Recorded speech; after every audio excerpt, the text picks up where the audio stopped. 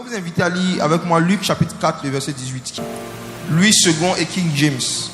Mais j'aimerais qu'on lise dans la King James. Luc 4, le verset 18 dans la King James française. L'Esprit du Seigneur est sur moi. Oui. Parce qu'il m'a oint pour prêcher l'évangile aux pauvres. Quelque chose, allons doucement. C'est le Seigneur Jésus qui parle et il explique le but de l'onction. Il explique le but pour lequel il a été oint. Il dit, l'Esprit du Seigneur sur moi car il m'a oint pour prêcher l'évangile aux pauvres. Mes frères, il a précisé aux pauvres. Il a précisé aux pauvres. Cela ne veut pas dire que Jésus ne prêche pas l'évangile aux riches. Mais il est en train de dire que la priorité de l'onction, c'est pour les pauvres. L'onction se manifeste prioritairement pour les pauvres. Et de quel type de pauvres on parle? On parle de tous les hommes. Permettez-moi de vous dire ceci. Nous tous qui sommes ici, nous sommes tous pauvres. Et nous sommes à la fois tous riches. Être pauvre, c'est manquer de quelque chose d'important. C'est le fait de ne pas avoir quelque chose d'important en quantité suffisante. Chacun de nous, on est pauvre en quelque chose et on est riche en quelque chose. Il y a des personnes ici, vous êtes riches en argent, mais vous êtes pauvres en miséricorde. Il y a des personnes ici, vous êtes riches matériellement, mais vous êtes pauvres en sainteté. Il y a des personnes ici, vous êtes peut-être riches en termes de voitures. Vous avez beaucoup de voitures peut-être. Vous avez beaucoup de voitures peut-être. Mais vous n'avez pas beaucoup de patience. Vous êtes pauvre en patience, vous vous énervez très vite. Donc chaque être humain a une pauvreté dans un domaine. Pour certains c'est matériel, d'autres c'est spirituel, d'autres c'est au niveau de leur comportement. Mais chaque être humain manque de quelque chose en quantité suffisante. Et le Seigneur dit qu'il a été oint pour annoncer une bonne nouvelle aux pauvres. Ça veut dire que l'onction vient donner aux humains ce qui leur manque en quantité suffisante. Alléluia. Dans tous les domaines. Dans tous les domaines de la vie. Lorsqu'une chose importante, une chose vitale, un homme ne l'a pas en quantité suffisante, l'onction est là pour l'aider. Dans tous les domaines. Et vous savez, en ce qui concerne les pauvres matériels, ceux qui sont pauvres financièrement, Jésus aussi leur prêche la bonne nouvelle. Mais vous savez, la bonne nouvelle qu'on donne aux pauvres, ce n'est pas le fait qu'on va leur dire que dorénavant, Jésus va te distribuer de l'argent chaque fin du mois. Ce qui fait que quelqu'un naît pauvre et reste pauvre, c'est le manque de connaissances. Oui. On ne choisit pas d'être pauvre, mais le rester jusqu'à la fin de sa vie, c'est un choix. À chaque fois que quelqu'un choisit de ne pas élever son niveau d'instruction, à chaque fois que quelqu'un choisit de ne pas chercher à augmenter ses compétences, à chaque fois que quelqu'un choisit de ne pas multiplier son savoir-faire et de se battre dans la vie, il choisit de rester pauvre pendant longtemps. Et lorsque tu entends l'évangile de Jésus, si ton problème c'est un problème de pauvreté matérielle, Jésus ne va pas te dire viens je vais chasser l'esprit de pauvreté et le lendemain tu vas devenir millionnaire. Ce sont des bêtises. S'il suffisait juste de faire la délivrance des pauvres en leur disant esprit de main percée, esprit de pauvreté sort, et que les gens finissaient avec la pauvreté, nos villages allaient être remplis de gens riches. Parce que des gens parcourent les villages disant aux gens qui chassent les esprits de pauvreté. Mais l'Afrique reste et demeure le continent le plus pauvre du monde. Mais pourtant tu vas voir des endroits où le nom de Jésus n'est même pas mentionné, comme en Chine. Les gens sortent de la pauvreté, les gens sont riches. Pourquoi? Parce que ce qui donne accès à la richesse, ce n'est pas Jésus, c'est la connaissance. Si quelqu'un a Jésus qui n'a pas la connaissance, qui n'a pas un métier, un savoir-faire qu'il met en pratique, il va rester pauvre toute sa vie, peu importe le nombre de sujets de prière qu'on fait pour lui. Donc la bonne nouvelle pour ceux qui sont pauvres matériellement dans l'évangile, c'est que Jésus va vous inspirer un métier que vous devez apprendre. Il va vous inspirer des savoir-faire que vous devez acquérir pour ne plus être dépendant de quelqu'un. C'est la bonne nouvelle aux pauvres. Ceux qui sont pauvres en esprit, ceux qui sont pauvres spirituellement, ceux qui manquent de patience, qui manquent d'amour, qui manquent de paix intérieure, ceux qui manquent de charité, d'amour envers les autres, l'évangile a aussi une bonne nouvelle pour eux. La bonne nouvelle, c'est que Dieu va te donner son caractère à lui. Dieu va te donner la puissance et la capacité de te comporter comme lui sur la terre. Et tu ne seras plus pauvre en miséricorde. Maintenant, quand le Seigneur continue de citer les choses que l'onction fait, dans Luc 4, verset 18, il dit qu'il m'a envoyé pour guérir ceux qui ont le cœur brisé. Et la phrase qui m'intéresse ce soir, pour prêcher la délivrance aux captifs. Pour prêcher la délivrance. Pour prêcher la délivrance. Dans Louis II, c'est mis pour proclamer la délivrance, n'est-ce pas? Je vais vous dire quelque chose. Les délivrances qui durent dans le temps. Les délivrances dont les résultats durent dans la vie de ceux qui les reçoivent. Ce sont les délivrances qui viennent en forme de prédication. Je rembobine. Les délivrances dont les fruits et les résultats durent dans le temps. Ce sont les délivrances que tu reçois par une prédication. Jésus dit pas qu'il est venu prier pour la délivrance. Il dit qu'il est venu prêcher la délivrance. Est-ce que vous voyez la différence? Jésus transférait la délivrance aux gens à travers ses prédications, non à travers la prière. Mes frères et sœurs, si une prédication de délivrance ne t'a pas délivré, une prière de délivrance ne pourra pas te délivrer. Parce que la prédication a plus de puissance que la prière. Et la prière elle-même, quand elle est authentique, elle produit des enseignements. Donc, si l'enseignement de la parole de Dieu ne t'a pas délivré, une prière ne le pourra pas. Regarde ta vie, il y a des personnes ici, beaucoup d'hommes de Dieu ont déjà prié pour vous. Le problème pour lequel vous êtes venus cette nuit, des gens ont déjà prié pour ça, mais le problème continue. Vous êtes venus ici parce que des gens ont prié pour vous, mais le problème continue. Mais vous êtes venus encore chercher la prière. Vous passez d'église en église, de ministère en ministère pour chercher la prière, en pensant que c'est par la prière que vous serez délivrés. Mais examinez votre passé et tirez leçon. Examinez vos vies. Est-ce que tu peux compter, madame, le nombre de personnes qui ont prié par rapport au problème que tu viens exposer ce soir? Le problème avec lequel tu es venu. Est-ce que tu peux compter le nombre de fois où toi-même tu as jeûné, tu as prié pour cela? Voici la sagesse. Si tu as prié pour un problème plus de 3 fois et que le problème continue, ça veut dire que la prière n'est pas la solution au problème. Je reprends.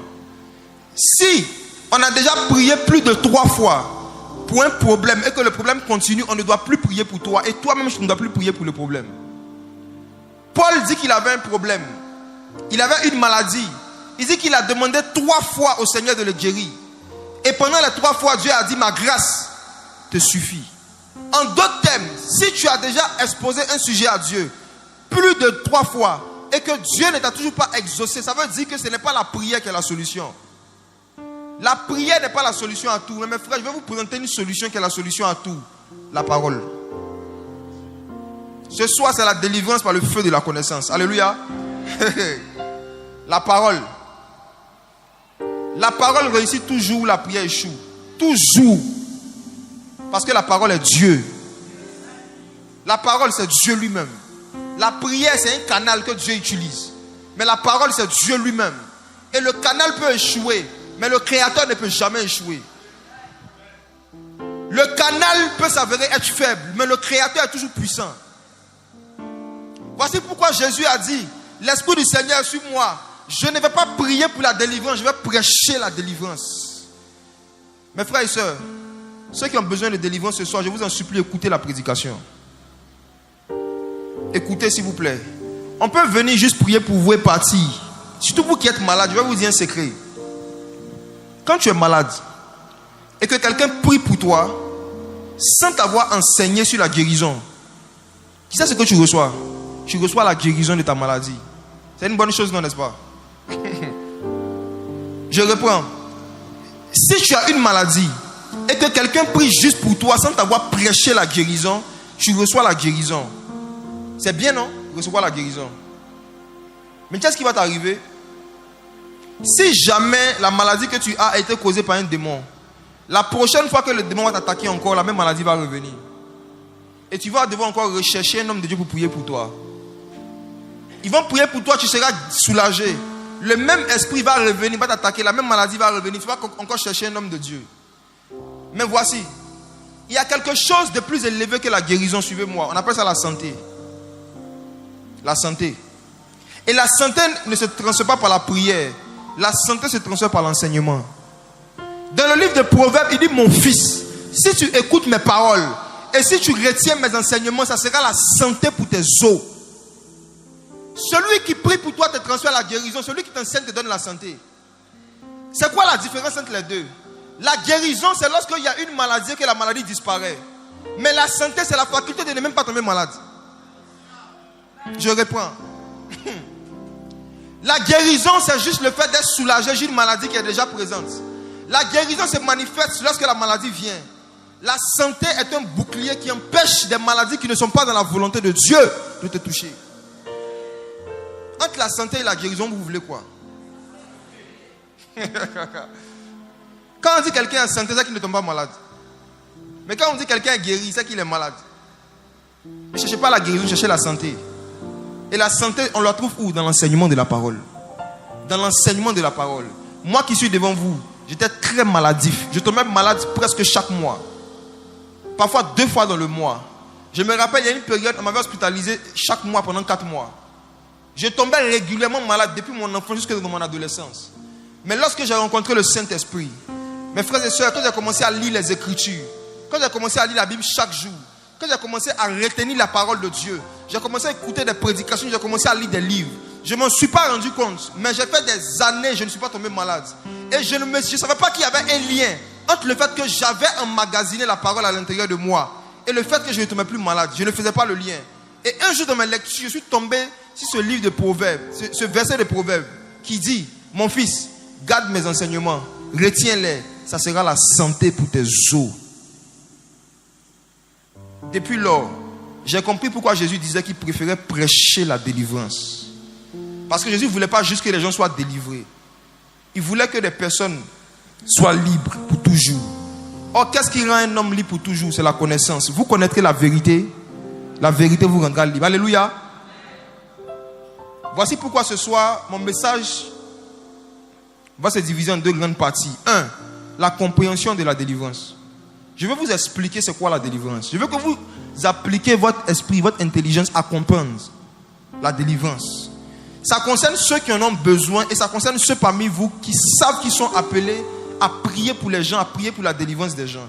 Il faut que vous compreniez c'est quoi la délivrance et comment ça fonctionne. Comment est-ce qu'on acquiert la délivrance et comment on transfère la délivrance aux gens. Et la deuxième partie de mon message, je vais parler de la compréhension du feu de la connaissance. La compréhension du feu. Quand vous allez voir des gens crier Holy Ghost Fire, il faut que vous compreniez c'est quoi. Il y a des gens même qui prient pour les gens. Chaque fois ils disent feu, feu. Tu les fais asseoir, tu leur donnes le micro. Le feu là c'est quoi? Il ne peut pas t'expliquer. Pour lui c'est juste une sensation qu'on met sur les gens puis ça les fait trembler. Non! On doit arrêter ces plaisanteries dans l'église. Le feu a un but. Le feu a une mission. Le feu a un objectif. Le feu du Saint-Esprit est quelque chose qui est réel. Mais ce n'est pas quelque chose qui vient pour faire tomber les corps. Ça vient faire tomber les chaînes. Si des corps tombent au sol et que quand ils se relèvent, ils ne voient pas de changement dans leur vie spirituelle, ils sont tombés pour rien. Le feu peut produire des transes. Le feu peut faire tomber les gens au sol. Mais une fois que ces gens se lèvent au sol, ils doivent pouvoir témoigner que avant, j'avais tel problème. Mais après ma rencontre avec le feu, le problème a disparu. La compréhension de la délivrance. Commençons avec ça. Que signifie être délivré? Ça veut dire quoi délivrance? Délivrance, c'est le fait de rendre libre quelqu'un par rapport à une souffrance ou une oppression. C'est tout. Délivrer, c'est séparer quelqu'un d'avec quelque chose qui lui enlève la paix. Et en général, ce qui nous enlève la paix, c'est une souffrance, une douleur. Mais mes frères et sœurs, je vais vous poser une question. Est-ce qu'il n'existe pas des douleurs qui ne nous enlèvent pas la paix? Qui a déjà vécu une douleur? Tu sens la douleur, mais ça ne t'empêche pas de vivre. Qui comme moi a une douleur dans une partie de son corps depuis des années, mais tu t'es tellement familiarisé avec ça que souvent même tu oublies que tu as la douleur et ça ne t'empêche pas de faire tes activités. Qui? Ce type de douleur qui ne t'empêche pas de faire tes activités, qui ne t'enlève pas la paix, tu n'as pas besoin d'être délivré de ça. Tant qu'une chose ne t'enlève pas la paix, la délivrance n'est pas pour toi. Dieu veut nous délivrer des choses qui nous enlèvent quoi? La paix. La paix. Je me rappelle, j'étais allé un jour au nord du Cameroun, on était allé évangéliser, et comme il y avait beaucoup de musulmans, le Seigneur Jésus, dans sa souveraineté, avait dit que ce jour-là, il allait guérir tous ceux qui sont myopes, tous ceux qui avaient des problèmes de vue, eux tous. Je n'ai pas dit 2, 4, 5 personnes. Je n'ai pas dit certaines personnes. Le Seigneur Jésus a dit qu'il va guérir tous. Et c'est ce qu'il a fait. Quand on a prié, tous ceux qui étaient myopes, ils ont recouvré la vue, sans exception. C'était des musulmans en majorité. Et je regardais ces miracles, et je regardais les gens témoigner. Et puis je regardais mes propres yeux. Je regardais mes lunettes. J'ai dit, Seigneur, et moi? J'ai dit, Seigneur, pendant que tu es en train de guérir comme ça, donc tu sais guérir, c'est pas que tu ne sais pas faire, tu sais faire, me voici. Vous savez ce que Dieu m'a répondu? Il m'a dit, est-ce que toi, tes problèmes, Dieu t'enlève la paix? J'ai dit non. Il dit, donc ma grâce te suffit. J'ai compris ce jour-là qu'il n'y a aucun problème que je vais avoir et que Dieu va se précipiter de solutionner tant que ça ne m'enlève pas la paix. Et je parle à quelqu'un en même temps. Il y a des problèmes pour lesquels tu t'apprêtais à prier ce soir. Pour ça ne t'enlève pas la paix. Dieu ne va même pas regarder ça. Ce qui est le plus important pour Dieu, c'est notre paix. Ce n'est pas notre confort.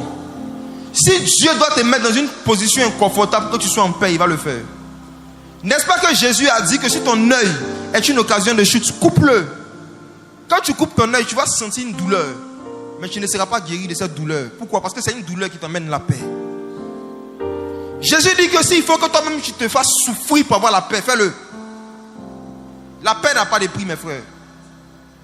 Il y a des célibataires qui souffrent d'être célibataires.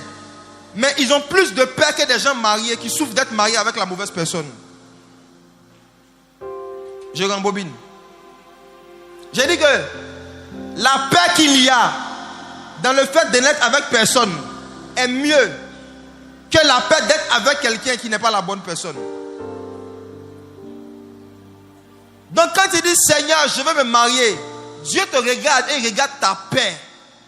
Il regarde. Est-ce que quand tu n'es pas marié, là, tu n'es pas en paix? Si c'est le cas, ce n'est pas urgent. Alléluia.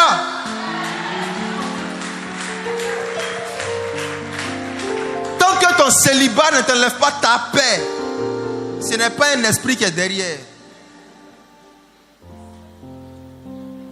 Mariage, tu veux rentrer dedans, il y a des gens qui prient pour sortir.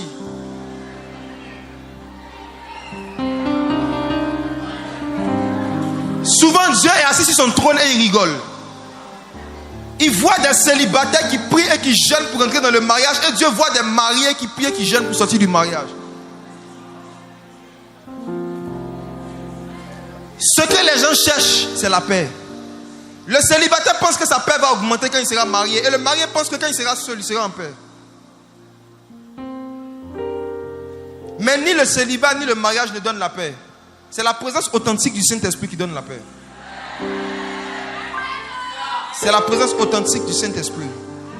C'est quand tu réussis à avoir une amitié avec le Saint-Esprit que tu es en paix, marié ou célibataire, ayant des problèmes ou n'en ayant pas, étant pauvre ou étant riche, ta paix est préservée par l'onction du Saint-Esprit. Et voici. La première forme de délivrance qu'il y a eu dans l'histoire de la création, c'était où? C'était au ciel. La première fois qu'on voit dans l'histoire de la création le principe de la délivrance, c'était au paradis. C'est extraordinaire. Et vous savez qui a été délivré? Dieu. Est-ce que je peux vous parler de la délivrance de Dieu?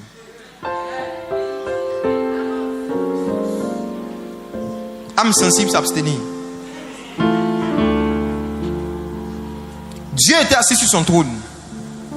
Et dans son amour et de sa souveraineté, il a décidé de créer une catégorie de créatures qu'on appelle les anges.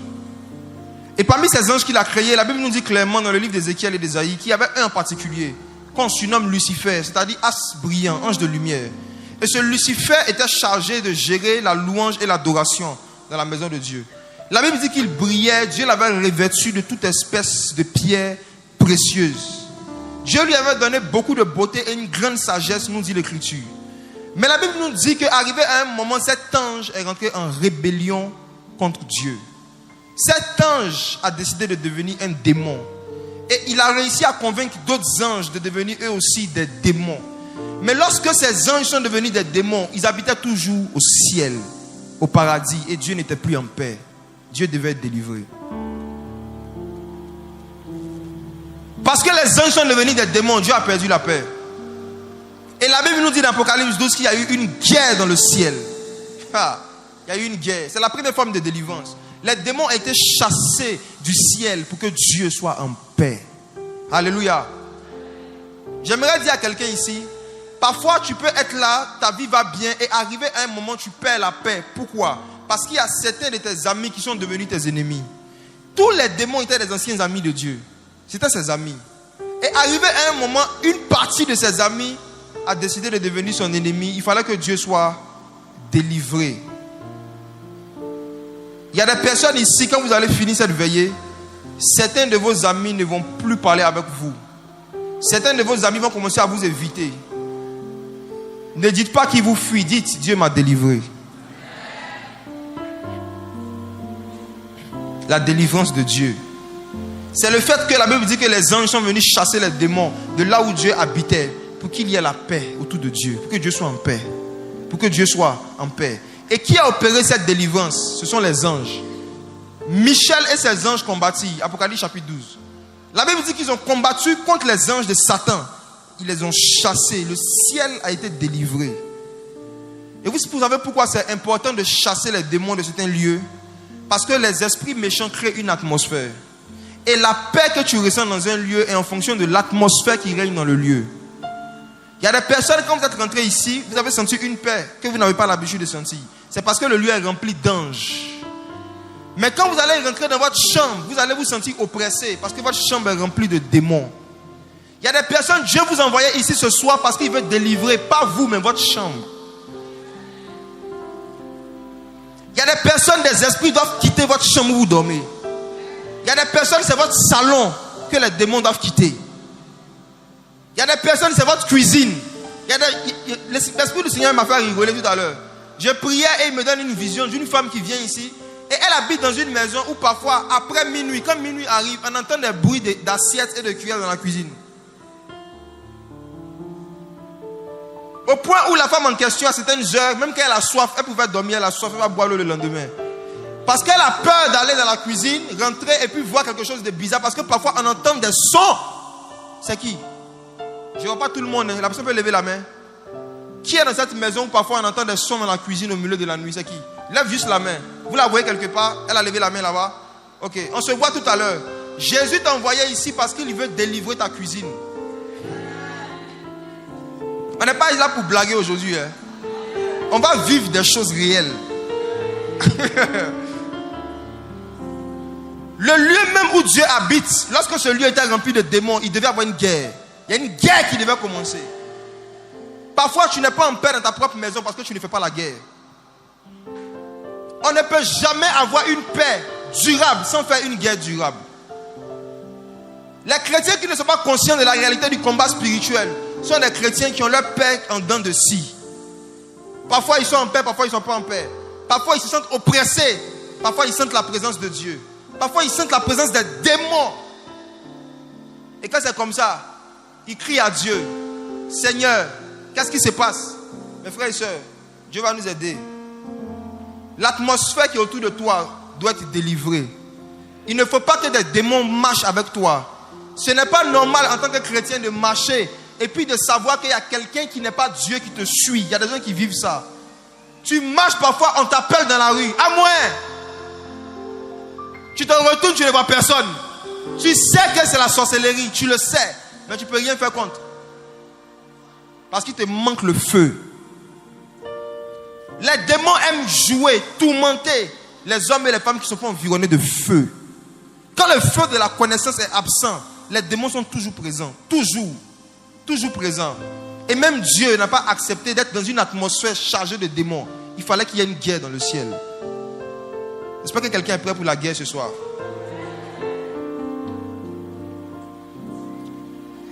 Et voici. Je veux parler de 4 types de souffrances qui nous enlèvent la paix, dont Dieu veut nous délivrer. La première, nos péchés. Nos péchés. Oh mes frères, ce soir permettez-moi de vous ouvrir mon cœur et de ne pas vous parler avec un esprit de supériorité. De ne pas vous parler de vos péchés, mais je vais vous parler de nos péchés. Est-ce qu'on peut lire Matthieu 1, verset 20 à 21? La délivrance de nos péchés. Nos péchés nous enlèvent la paix. La raison pour laquelle Dieu nous dit de ne pas faire certaines choses, ce n'est pas parce qu'il ne veut pas qu'on se fasse plaisir, c'est parce qu'il veut qu'on soit en paix. Matthieu 1, verset 20 à 21. Allons-y. Comme il il pensait, voici un ange du Seigneur lui apparut en songe et dit, Joseph, fils de David, ne crains pas de prendre avec toi Marie, ta femme, car l'enfant qu'elle a conçu vient du Saint-Esprit. Elle enfantera un fils et tu lui donneras le nom de Jésus. C'est lui qui sauvera son peuple de ses péchés. Est-ce que je peux relire la dernière phrase? C'est lui qui sauvera son peuple de ses péchés. Une dernière fois. C'est lui qui sauvera son peuple de ses péchés. Alléluia. Jésus est venu nous sauver de quoi? Si quelqu'un est toujours esclave de ses péchés, est-ce qu'il est sauvé par Jésus? Si quelqu'un n'est pas encore sauvé de ses péchés, est-ce qu'il est sauvé? Si quelqu'un est toujours esclave des mêmes péchés, est-ce qu'il est sauvé? Donc comment on reconnaît quelqu'un qui est sauvé? C'est quelqu'un qui n'est plus esclave de ses péchés. On est d'accord? C'est l'évangile simple. Maintenant, examine-toi. Examine-toi un peu. Examine-toi. Est-ce que tu as été sauvé de tes péchés? Regarde ta vie depuis ton enfance jusqu'à aujourd'hui. Les choses les plus honteuses, les choses les plus sales que tu prenais plaisir à faire, est-ce qu'aujourd'hui tu continues encore de les faire? Ou tu as été délivré de cela, tu ne les fais plus? Si tu continues, tu n'es pas encore sauvé. Tu connais tes péchés. Tu peux ne pas connaître Dieu, mais au moins tu connais tes péchés. J'aimerais que chacun s'examine. Je ne vais pas durer sur ce point, mais je veux vraiment donner l'opportunité à quelqu'un d'être sauvé ce soir. Amen. Jésus est venu sauver de tes péchés. Es-tu sauvé? Comment savoir que je suis sauvé? C'est que je ne suis plus esclave de mes péchés. Simple, c'est l'évangile simple. Ne laissez pas quelqu'un vous faire croire que vous êtes sauvé parce que vous avez récité une prière qu'on appelle la prière du salut. Si tu as récité une prière et qu'après ça, tu es toujours esclave de tes péchés, tu n'es pas sauvé. Ce n'est pas un jeu. Si on était sauvé par récitation, pourquoi Jésus est venu verser son sang sur la croix? Il allait juste ouvrir le ciel. Dieu nous a montré que lui-même il a un haut-parleur. Haut-parleur, ce n'est pas nous qui avons envoyé, c'est Dieu. On dit le ciel s'ouvrit et puis une voix a dit celui-ci est mon fils. Donc Dieu pouvait ouvrir le ciel et puis il dit répétez après moi. Je crois en Dieu, Dieu le Père et à la Sainte Trinité. Des bêtises. Quand tu finis de réciter, c'est que tu vis quoi du lundi au vendredi? Quelle est ta vie? Jésus savait que le seul moyen par lequel les humains pouvaient être sauvés de leurs péchés, c'était son sang. Donc il est venu sur la terre, il a versé son sang et il dit quiconque croit en lui, il y a une puissance qui sort de son sang et qui vient sur toi, qui te délivre de tes péchés. Et comment tu sais que je suis sauvé? C'est que les péchés qui me dominaient hier, je les domine aujourd'hui. Alléluia. Donc si tu m'écoutes et que tu es toujours dominé par les mêmes péchés, ce soir Jésus veut te sauver. Simplement. C'est pas par là, ben. Jésus veut te sauver quoi. Je sais pas si tu vois. La première forme de délivrance que Jésus veut nous donner, c'est la délivrance de nos péchés. Et quand l'ange du Seigneur est apparu à Marie, c'est la première chose qu'il a citée. Parmi toutes les délivrances que Jésus donne, c'est d'abord la délivrance de nos péchés. Voici pourquoi on doit être humble. Quand nous voyons que nous luttons avec certains péchés et que ces péchés passent leur temps à nous dominer et à nous vaincre, arrêtons de prétendre être sauvés. Ne faisons pas comme les pharisiens qui faisaient tout pour dire nous sommes sauvés, mais qui dans le fond étaient des ossements desséchés, comme Jésus l'a dit. Il y a un missionnaire coréen qui était venu nous enseigner une fois en 2014 et il a dit une phrase que je ne vais jamais oublier jusqu'à l'enlèvement de l'église. Il a dit: pour savoir si tu es sauvé, regarde ce que tu fais quand personne ne te voit. Simple. Si tu veux savoir si tu es sauvé, qu'est-ce que tu fais quand personne ne te voit? C'est ce qui détermine si tu es sauvé ou pas. Si tu te caches encore pour regarder la pornographie, tu te caches encore pour te masturber, tu n'es pas sauvé. Même si tu parles en langue, même si tu fais des songes qui se réalisent, tu n'es pas sauvé.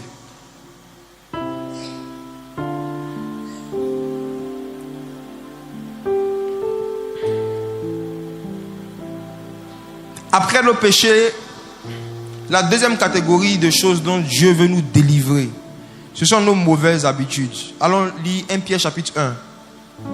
Je vais citer 4 choses rapidement. 1 Pierre 1, verset 17 à 19.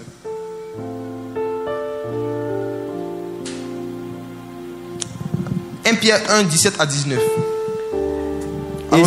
Et si vous invoquez comme Père celui qui juge selon l'œuvre de chacun, sans acception de personne, oui. Conduisez-vous avec crainte pendant le temps de votre pèlerinage, sachant que ce n'est pas par des choses périssables, par de l'argent ou de l'or, que vous avez été rachetés de la vaine manière de vivre que vous aviez hérité de vos pères. Allons doucement. Pierre dit, ce n'est pas par des choses périssables, ce n'est pas avec de l'argent que vous avez été rachetés ou encore vous avez été délivrés. C'est le même mot, c'est synonyme. Il nous dit aussi que Dieu nous a délivrés de la quoi? La vaine manière de vivre. La vaine manière de vivre. Hérité de nos parents. Hey, viens m'attarder sur ça. Est-ce que vous savez que la manière dont nos parents ont vécu avant que nous on ne vive, c'est un héritage? Est-ce que vous savez que la manière dont vous êtes en train de vivre actuellement, c'est un héritage que vous êtes en train de préparer pour vos enfants? Lorsque quelqu'un naît, le sang qui coule dans ses veines a été constitué à partir de 2 sangs. Le sang de son père et le sang de sa mère, n'est-ce pas? C'est cette fusion de sang qui a donné ton sang. Et c'est dans le sang qu'il y a le caractère. C'est dans le sang qu'il y a des habitudes. Donc les habitudes que ton père avait, même si tu ne l'as pas connu, quand tu nais, il y a certaines qui sont en toi. Il y a des habitudes que ta mère a eues. Même si tu ne l'as pas connu, quand tu nais, il y a certaines qui sont en toi. Est-ce que vous n'avez jamais vu des bébés, des petites filles qui naissent, et puis elles naissent déjà, et puis elles se prennent? Genre, vous avez déjà vu les bébés qui naissent et puis qui font les phases? Qui a déjà vu ça? Et les bébés qui naissent souvent même se peignent. Qui a déjà vu? C'est dans son sang. Comportement de la maman. Qui a déjà vu des petits garçons de 1 an qui se masturbent? Personne ne leur a montré. Qui a déjà vu? Vous n'avez jamais vu des petits enfants qui jouent avec leur kiki? Les blancs disent que c'est à un certain âge, c'est la découverte de son corps. L'enfant veut découvrir. C'est faux, hein? C'est ce que son papa faisait. C'est dans son sang. Toutes les mauvaises habitudes des parents, les enfants en reçoivent en forme d'héritage dans le sang. Et voici pourquoi la seule manière aussi d'en être délivré, c'est par le sang de Jésus. C'est ce que le verset dit après. On est délivré des vaines manières de vivre de nos parents par le sang de l'agneau, pas avec de l'argent. Ça veut dire que l'argent ne peut pas changer un mauvais caractère que tu as. Donc écoute-moi, toi qui es prêt à aller payer un coach pour qu'il t'enseigne comment te maîtriser, l'argent ne peut pas te donner la maîtrise de soi. C'est une arnaque.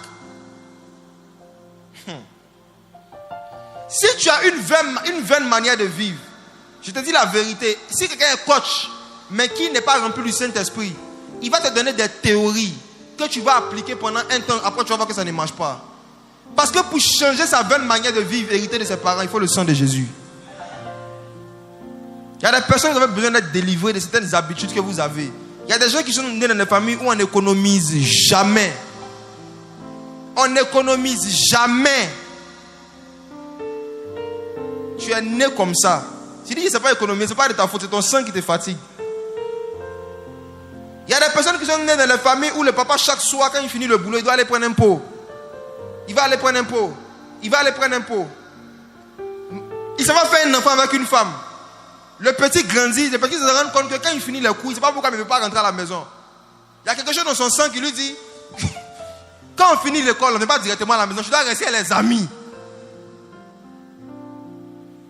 Ça peut rire, mais c'est la vérité. Hein? Souvent, quand on est enfant, on a des envies et des habitudes. On ne sait pas où c'est quitté. On ne sait même pourquoi on est comme ça. Vous qui aimez toujours aller prendre un pot, ne vous étonnez pas si vous faites des enfants qui ont un amour particulier pour l'alcool dès leur bas âge. Il y a des enfants qui sont assis au salon avec leurs parents. Quand publicité passe, publicité de bière passe, les enfants sourient comme ça.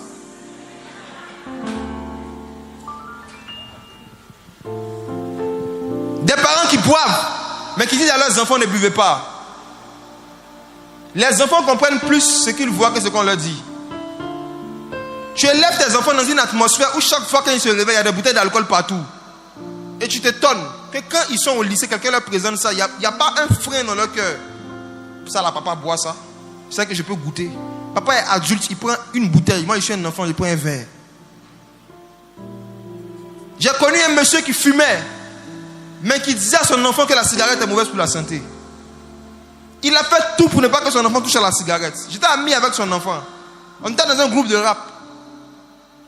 Et un jour, un autre groupe de rappeurs qui était plus célèbre que nous ont dit, si vous voulez avoir l'inspiration, vous devez avoir une source d'inspiration. Il dit, eux, la source d'inspiration, c'était la drogue. Donc, ils nous ont conseillé d'essayer. Moi, je n'étais pas converti, mais j'étais un peureux. Vous savez, la peur aussi, ça donne longue vie. Hein. Oui, oui. En tant qu'un peureux, il y a des choses que je ne voulais même pas essayer. Parce que j'ai dit, il ne faut pas que je vais commencer, et puis je vais me déshabiller, quelque chose va se passer. Donc, chacun de nous, on avait nos raisons de ne pas toucher. Mon ami en question, lui, il a dit, non, il ne peut pas fumer la drogue, parce que c'est mauvais. Mais s'il y a la cigarette, il peut essayer. Il était prédisposé à fumer parce qu'il avait l'habitude de voir son papa le faire. Et malgré tout ce que son papa lui disait, les mises en garde que son papa lui donnait, un jour il a fait. La vaine manière de vivre, héritée de nos pères. Il y a des jeunes filles ici. Malheureusement, vous avez eu des mamans qui se battaient avec leur mari. Quand il y a des malentendus, c'est elle qui sert l'école en premier. Vous avez assisté à ce genre de scène sans le savoir. Aujourd'hui, vous êtes devenue adolescente. Quand vous rentrez dans des relations, c'est toujours vous qui commencez les palabres. Vous ne vous en rendez pas compte, mais quand il y a palabre, c'est vous qui attrapez l'école en premier. C'est un héritage. Si tu avais une mère violente, tu seras une femme au foyer violente. Si tu avais un père brutal qui frappait ta mère, si tu n'as pas eu une expérience avec le sang de Jésus, tu seras brutal aussi en tant que mari.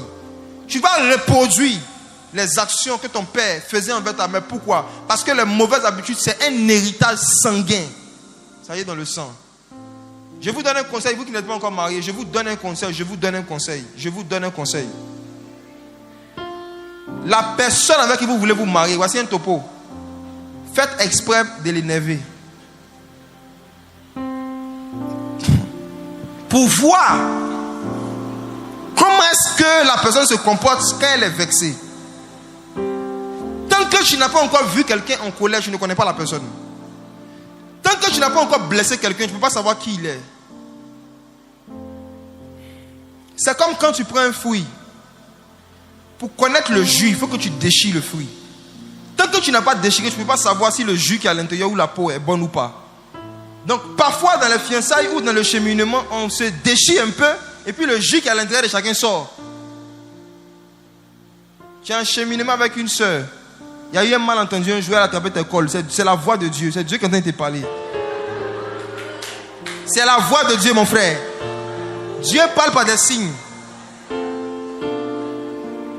Quel type de personne tu es quand tu es en colère? Quel type de personne tu es quand on te blesse? Quel type de personne tu es quand tu te sens minimisé, que tu te sens vexé? Quel type de personne tu es? Si tu es violent, si tu es le premier à engager toute forme de violence verbale ou physique, tu as besoin d'être délivré. Tu as besoin d'une délivrance. Il faut être honnête avec soi-même. Tu as besoin d'être délivré ce soir. Ce n'est pas forcément un démon, c'est peut-être une mauvaise habitude héritée de tes pères. Parfois, tu dois aller causer ta maman avec qui tu n'as pas grandi. Maman, j'ai une question. Je t'ai déjà battu un garçon. Elle va dire oui. Tu as dit, ah, je me comprends. Je me comprends. La méconnaissance du passé de vos parents va créer en vous la méconnaissance de votre propre futur. Les gens qui ne connaissent pas leurs parents sont des personnes dangereuses. Même Jésus, ils ont donné sa généalogie avant de parler de son futur. La Bible commence par généalogie de Jésus. On a vu la manière de vivre de ses pères. On a vu le style de vie de ses pères. Et je vous donne encore un conseil, vous mes soeurs. N'acceptez jamais de vous fiancer, ni de vous marier avec un homme dont le père spirituel ou le père dans la foi est un débauché. Je reprends.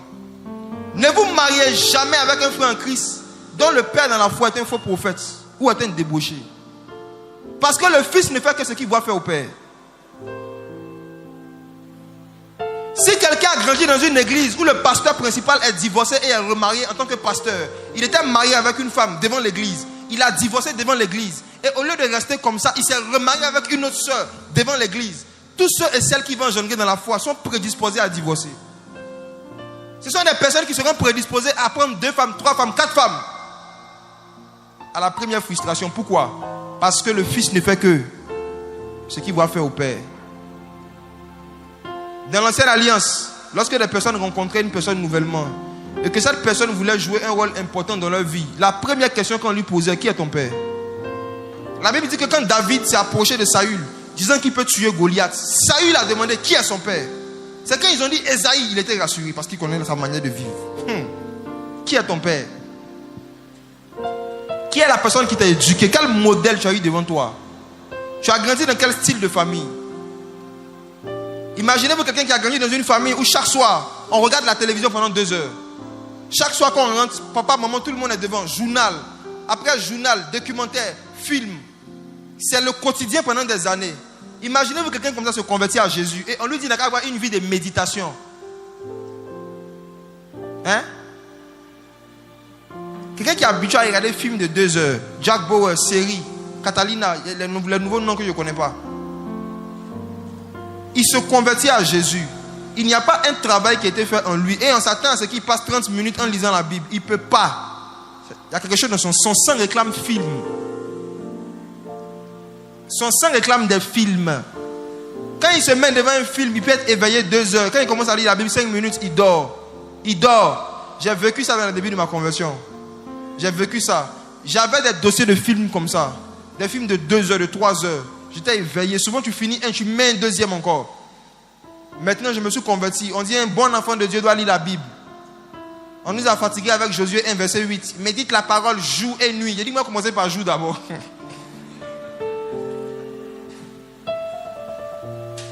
J'ai dit je vais commencer par jour. Et la nuit je vais continuer de regarder mes films. Je me réveille le jour. Je viens de me réveiller, j'ai dormi toute la nuit. Mais quand je commence à lire la Bible, il y a le sommeil.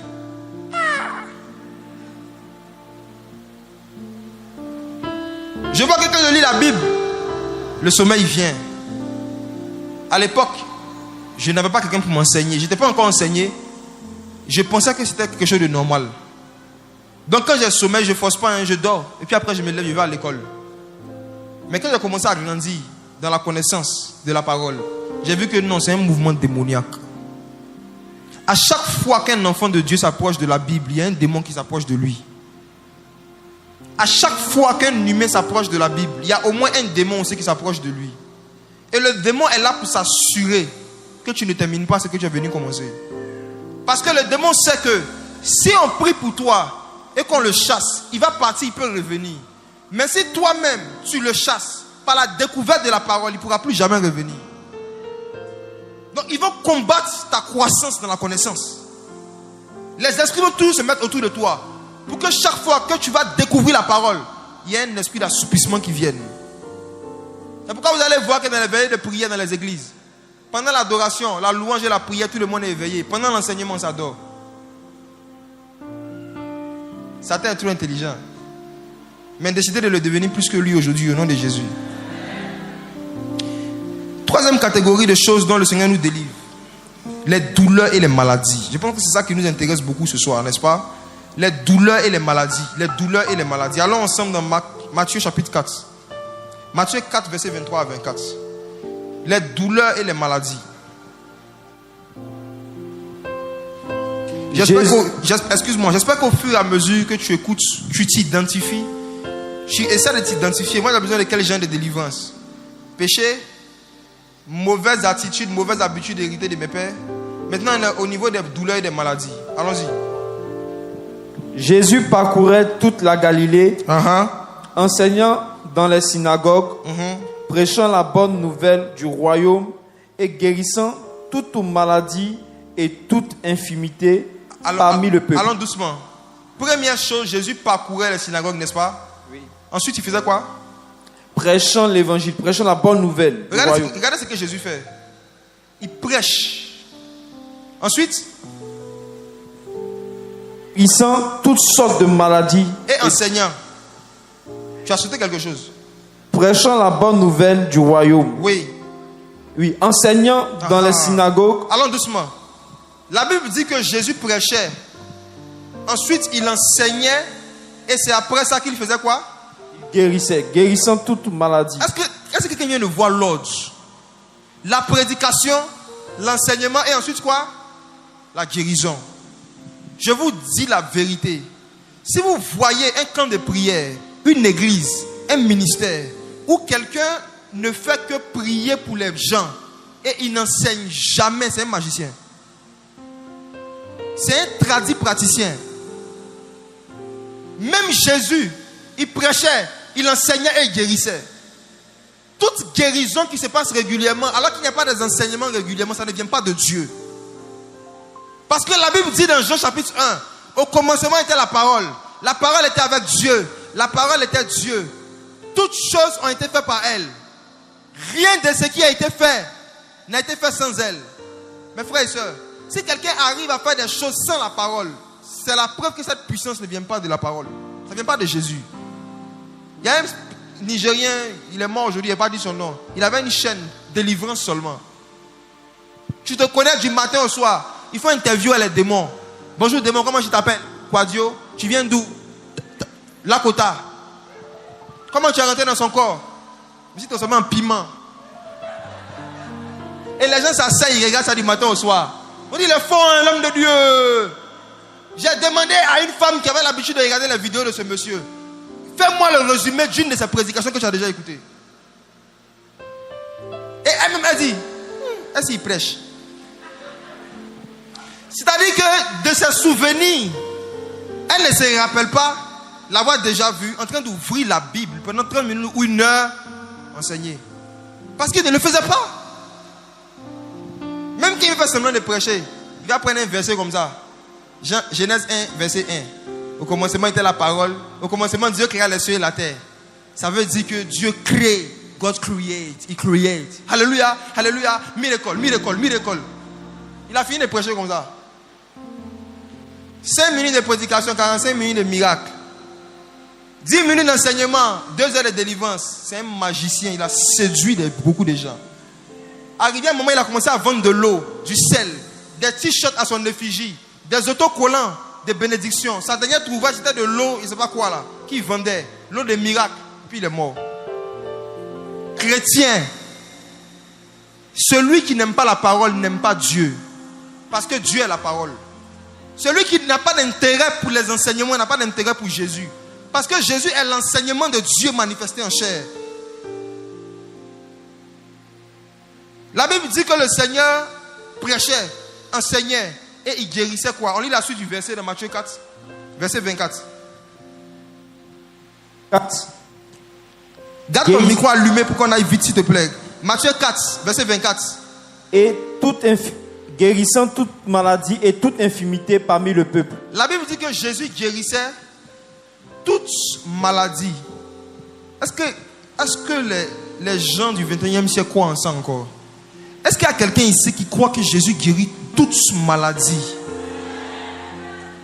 Est-ce qu'il y a quelqu'un qui croit qu'il y a une maladie qui est incurable, que cette maladie croise Jésus?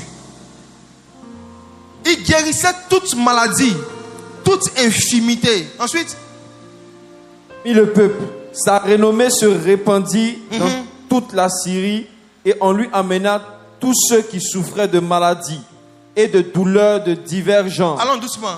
La Bible dit, lorsque les gens ont commencé à entendre qu'il y a un homme appelé Jésus qui guérit toutes sortes de maladies, ils ont commencé à lui emmener des personnes tourmentées par des démons. Et lorsque le Seigneur traitait ces cas des démons, il guérissait non seulement les maladies, mais ils ont fait une précision. Si vous lisez, si vous avez la Bible, regardez les douleurs, les douleurs, les douleurs. Écoutez-moi, frères et sœurs, une douleur, ce n'est pas une maladie. Voici pourquoi dans les Écritures, on fait la différence entre ces deux problèmes.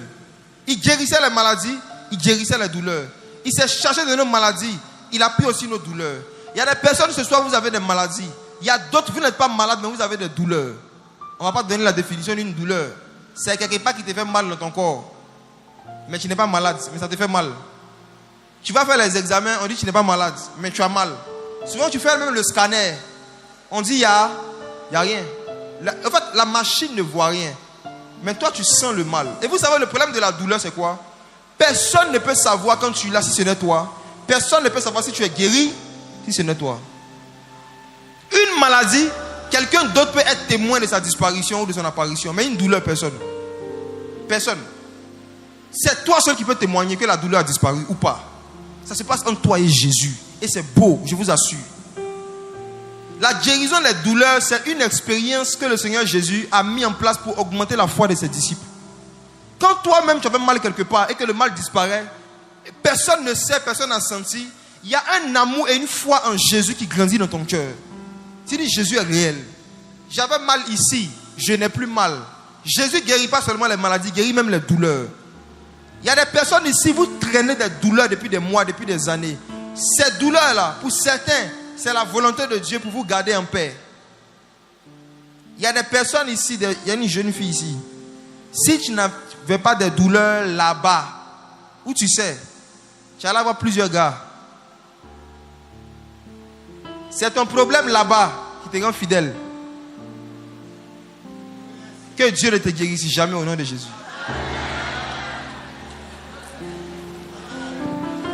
Déparlez un peu.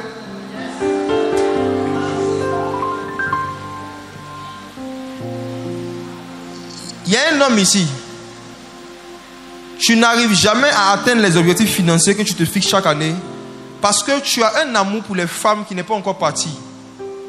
Si Dieu te laisse avec beaucoup d'argent dans ta main, avec cet amour pour les femmes que tu as, tu vas te faire du mal. Donc comme Dieu t'aime, il y a une douleur de ne pas devenir riche qui va garder dans ta vie.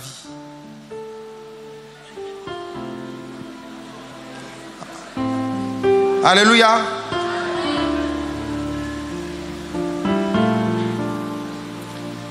Il y a des personnes ici qui ont des vices. Chaque fois qu'ils s'asseyent, des hommes, à côté d'une femme, ils sentent une envie irrésistible de caresser ses cuisses. Souvent, c'est plus fort que vous. Vous êtes assis à côté d'une femme, il suffit qu'elle vous sourie un peu, votre main se retrouve là-bas. Et la femme lui dit attention. Maintenant, comme Dieu vous aime, vous priez pour avoir une voiture. Il y a un qui prie pour demander une voiture à Dieu.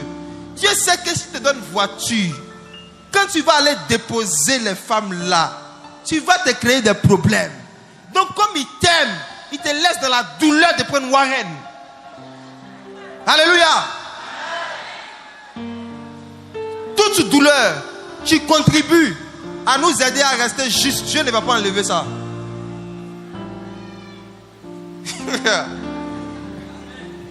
Toute douleur qui contribue à nous aider à rester droit, Dieu ne va pas nous délivrer de cette douleur. Mais une douleur qui t'empêche de prier, par exemple, une douleur qui t'empêche de travailler, une douleur qui t'empêche de faire tes activités, d'être épanoui, Jésus peut te guérir de ça. Il y a des personnes ici qui ont des problèmes de genoux. À cause de ça, ils ne peuvent pas se prosterner. Souvent, ils ont envie eux aussi de se prosterner devant Dieu. Mais leur douleur ne les permet pas. Jésus veut vous guérir ce soir. Parce que Jésus prend plaisir à voir des gens se prosterner devant lui. Il aime ça. Il y a des personnes ici qui veulent jeûner, mais à cause des ulcères, ils ne peuvent pas jeûner comme ils veulent. Est-ce qu'il y en a ici? À cause des ulcères, Jésus va vous guérir ce soir. Jésus vous attend dans le jeûne. Donc à cause de cela, il va vous donner la santé et la guérison. Pour que vous jeûniez. Ça c'est pour la bonne cause. Ça c'est pour la bonne cause. Il a pris nos maladies. Il a pris aussi nos douleurs. Dernier point maintenant, c'est la délivrance des démons. Là, il ne veut pas citer des versets. On connaît déjà de quoi il s'agit. Qui sont les démons? Les démons, ce sont des gens qui étaient des anciens anges. Il faut comprendre ça. Et il faut les respecter. C'était des gens qui étaient des anges avant. Et qui aujourd'hui sont devenus des esprits qui se battent pour que la majeure partie des humains souffrent et se rebellent contre Dieu. Chaque souffrance causée par un démon a un objectif. Créer dans ton cœur une colère contre Dieu. Chaque maladie créée par un démon a un objectif. Quand un démon voit la maladie, c'est pour que le malade se rebelle contre Dieu, pas contre le démon. J'ai eu une expérience il y a quelques années. Je suis allé avec des frères pendant plusieurs mois, chaque soir du lundi au vendredi. On partait dans la rue, au niveau de Makori, sous le pont à Numambo, pour aller prêcher l'évangile aux drogués et aux enfants qui dorment dans la rue. Et on faisait des sandwichs, on leur donnait à manger. Et j'ai échangé avec eux. Et ce que eux tous ils ont en commun, c'est drogués, c'est braqueurs, ces gens de la rue. Vous savez c'est quoi? Ils ont une colère contre Dieu. Une voix leur a tous dit que c'est à cause de Dieu qu'ils sont dans la rue. Que si Dieu existait, ils n'allaient pas souffrir comme ça. Si Dieu existait, ils allaient naître aussi dans une famille riche. Si Dieu existait, les gens n'allaient pas les mépriser comme ça. Ils ont une colère dans leur cœur contre Dieu. Ils se disent que si Dieu existait, eux, ils n'allaient pas être des drogués. Et un jour, lors de nos échanges, je les ai réunis. Et je leur ai posé une question qui a fait que certains ont commencé à pleurer. J'ai dit, je vais vous poser une question. Est-ce que vous croyez que le diable existe? Ils ont dit oui. J'ai dit, est-ce que vous êtes sûr que Satan existe? Ils ont dit oui. Je lui ai dit, est-ce que vous êtes d'accord avec moi que Satan, lui, prend plaisir à faire souffrir les hommes, à les humilier? Ils ont dit oui. J'ai dit maintenant, vous tous ici, vous souffrez? Il dit oui. Il dit, mais pourquoi personne parmi vous ne s'est jamais fâché contre Satan? Pourquoi votre colère est uniquement tournée vers Dieu? Je n'ai pas entendu parler de Satan dans vos propos. Pourquoi est-ce que vous n'en voulez pas à Satan de vous avoir rendu drogué? Pourquoi vous n'en voulez pas à Satan de vous avoir rendu homosexuel pour certains? Il y a un là-bas, un enfant que ses amis sodomisaient, un enfant de 12 ans, je crois, 13 ans. Par la grâce de Dieu, aujourd'hui, on l'a ramené chez ses parents. Mais pendant plusieurs mois, il dormait là-bas et il était comme leur femme. Et c'est quand nous sommes venus prêcher l'évangile, il s'est confié à une soeur au milieu de nous. Et je leur ai dit, j'ai dit, regardez les gars, pourquoi est-ce qu'il n'y a pas dans votre cœur une révolte contre Satan? J'ai dit, vous savez pourquoi? Le fait que vous tous vous pensez que c'est Dieu qui est le responsable de ce que vous vivez, c'est la preuve que c'est Satan qui est derrière. Qu'est-ce que Dieu vous a fait de mal? Qui vous donne le souffle de vie? Ils ont dit c'est Dieu. Qui a permis que nous on vienne vous donner à manger, des habits, on vient passer du temps. Chaque soir on venait de 20h à minuit, on s'asseyait dans la rue avec eux. J'ai dit qui nous a envoyé? C'est Dieu. J'ai dit bon, Satan il a fait quoi pour vous? Donnez-moi un exemple. Satan a commencé à pleurer. J'ai dit qu'est-ce que le diable a rien fait pour vous? Il n'a jamais rien fait pour vous, mais vous lui en voulez. Et vous vous rappelez pourtant que Dieu a déjà fait des choses pour vous, et vous lui en voulez. Oh! Il y a des personnes ici, vous avez des maladies. Et souvent, vous êtes en colère contre Dieu. Vous dites pourquoi Dieu ne me guérit pas? Cette voix, c'est la voix du diable. Il faut plutôt dire pourquoi Satan m'a rendu malade. Pourquoi tu ne te fâches pas contre Satan? Est-ce que c'est Dieu qui t'a rendu malade pour qu'il soit obligé de te guérir? Pourquoi il n'y a pas de colère dans ton cœur contre l'auteur de tes problèmes? Pourquoi? Les démons veulent qu'on soit en colère contre Dieu. Ils veulent que l'homme accuse Dieu. Si Dieu existe, pourquoi il y a la guerre dans le monde? Si Dieu existe, pourquoi il y a la famine? Si Dieu existe, pourquoi il y a la pauvreté? Mais personne ne parle de Satan dans l'affaire. Personne ne parle de Satan. C'est parce que c'est lui qui inspire ce genre de propos. Satan a une colère contre Dieu qui veut transférer à tous les humains à travers les maladies. Si tu es venu malade ce soir, si tu es venu ce soir avec une douleur, le début de ta guérison va commencer par le fait que tu rendes grâce à Dieu. Alléluia. Je ne peux pas demander à quelqu'un de te guérir et maintenant tu es fâché contre lui. C'est pas possible. Il ne peut pas être ton guérisseur en même temps celui qui t'a rendu malade. Ce n'est pas Dieu qui rend les gens malades, c'est le diable. C'est la chair. C'est parfois des mauvaises habitudes. Il y a des personnes ici qui ont des maladies, ils n'ont pas besoin de prière, vous avez besoin d'éducation. Vous mangez mal. Tu manges gaba à midi. Tu manges ignam à 18h. À 20h, tu manges foutu à sauce graine. Et puis tu manges chocolat à 22h. Le lendemain, tu as mal au ventre, je dis tu as attaqué. Tu as attaqué comment? Tu t'es attaqué. Souvent aussi, une indiscipline alimentaire peut créer des problèmes de santé. Tu aimes tout ce qui est sucré, mais tu ne fais jamais de sport. Tu aimes les choses sucrées, mais tu ne transpires jamais. Tu es vide de transpirer. Chambre climatisée. Dès que tu sors, voiture climatisée. Dès que tu sors de la voiture, bureau climatisé. Tu es toujours dans la fraîcheur. Les toxines se condensent dans ton corps, mais tu es toujours en train de manger huile, placali, sauce. Tu te sens lourd, tu as des problèmes de santé. Je dis, il y a besoin de prière. Tu n'as pas besoin de prière, tu as besoin de jeûne. Alléluia. Dieu n'est pas le responsable de toutes les maladies. Satan non plus. Je reprends. Dieu n'est pas le responsable de toutes les maladies et de toutes les douleurs. Satan non plus. Souvent, tout ce que Satan fait, il te donne juste une mauvaise hygiène de vie. Et puis, il te laisse seul. Il te laisse avec ta mauvaise hygiène de vie. Les microbes vont faire leur travail. Ma prière pour toi ce soir, c'est que Dieu te donne une connaissance qui va te délivrer de ta mauvaise hygiène alimentaire si tu en as. Il y a des personnes ici, vos problèmes de dos, vous devez juste faire un peu de sport, c'est tout. C'est tout. Il y a quelqu'un qui est venu me voir jouer un programme. Frère, j'ai une forte douleur ici. Elle me montre ici. Ici, elle fait les phases. J'ai dit, il faut te calmer. Il faut t'arrêter. Sois calme, sois calme. Arrête, on m'a parlé. Tu as quoi le problème? Non, c'est ici. Il dit, attends. Le Saint-Esprit me montre que il y a 3 ans en arrière, tu avais l'habitude chaque jour de marcher pendant au moins 15 minutes. On t'avait prescrit ça. C'est un médecin qui t'avait prescrit ça parce que tu avais eu un problème. Et il t'a dit, tant que tu vas marcher, le côté ici que tu bouges, on dirait sketch là, ça va rester normal. Tu as arrêté de marcher, tu ne marches plus. Vrai ou faux? Elle dit oui, c'est vrai. Elle dit, maintenant tu veux quelle prière? On va marcher. n'aimez pas le don des paroles de connaissance, vous allez passer votre temps à prier pour des choses inutiles. Des personnes vont venir vous proposer des problèmes dont parfois la médecine leur a déjà donné la solution. Mais ils laissent le conseil des médecins de côté et ils veulent les impositions des mains. C'est le manque de connaissances. Et souvent, l'onction vient rééduquer les gens aussi. Alléluia. Maintenant, après avoir cité ces 4 catégories de choses dont Dieu veut nous délivrer ce soir et régulièrement, nos péchés, nos mauvaises habitudes, les maladies et les démons, comment est-ce que dans la pratique cette délivrance se passe? Une fois qu'on a identifié le domaine dans lequel on a besoin d'une délivrance, comment ça se passe? Je vais parler maintenant de la compréhension du feu de la connaissance. Que quelqu'un dise avec moi le feu. Le feu. Dieu nous délivre par le feu. Toute délivrance durable se fait par le feu. C'est quoi le feu? Mes frères, de manière simple, le feu, c'est la connaissance. C'est tout. Le feu, c'est une information qui vient aider l'homme à raisonner et à se comporter de la bonne manière pour expérimenter les bénédictions de Dieu. Je reprends. Le feu, c'est une information que Dieu donne à un humain pour qu'il raisonne et qu'il se comporte de la manière qui va lui faire accéder aux bénédictions de Dieu. Je vous dis que c'est la définition et le résumé le plus complet que je peux vous donner sur le feu.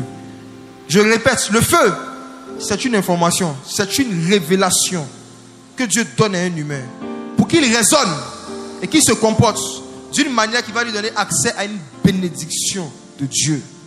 Exemple.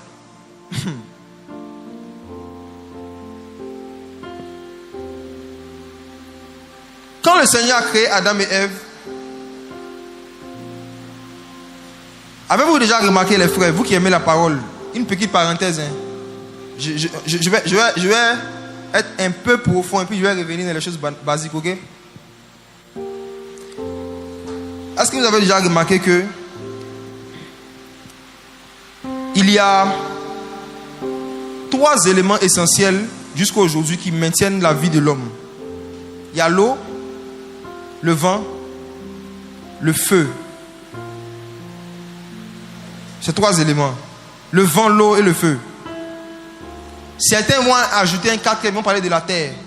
Soit. Regardez quelque chose.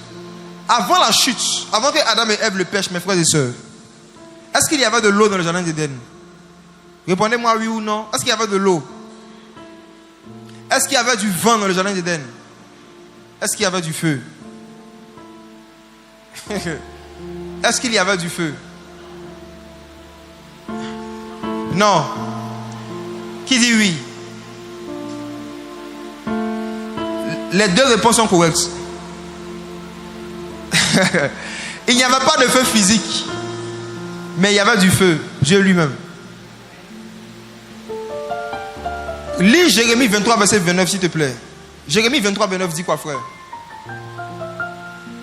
Le feu.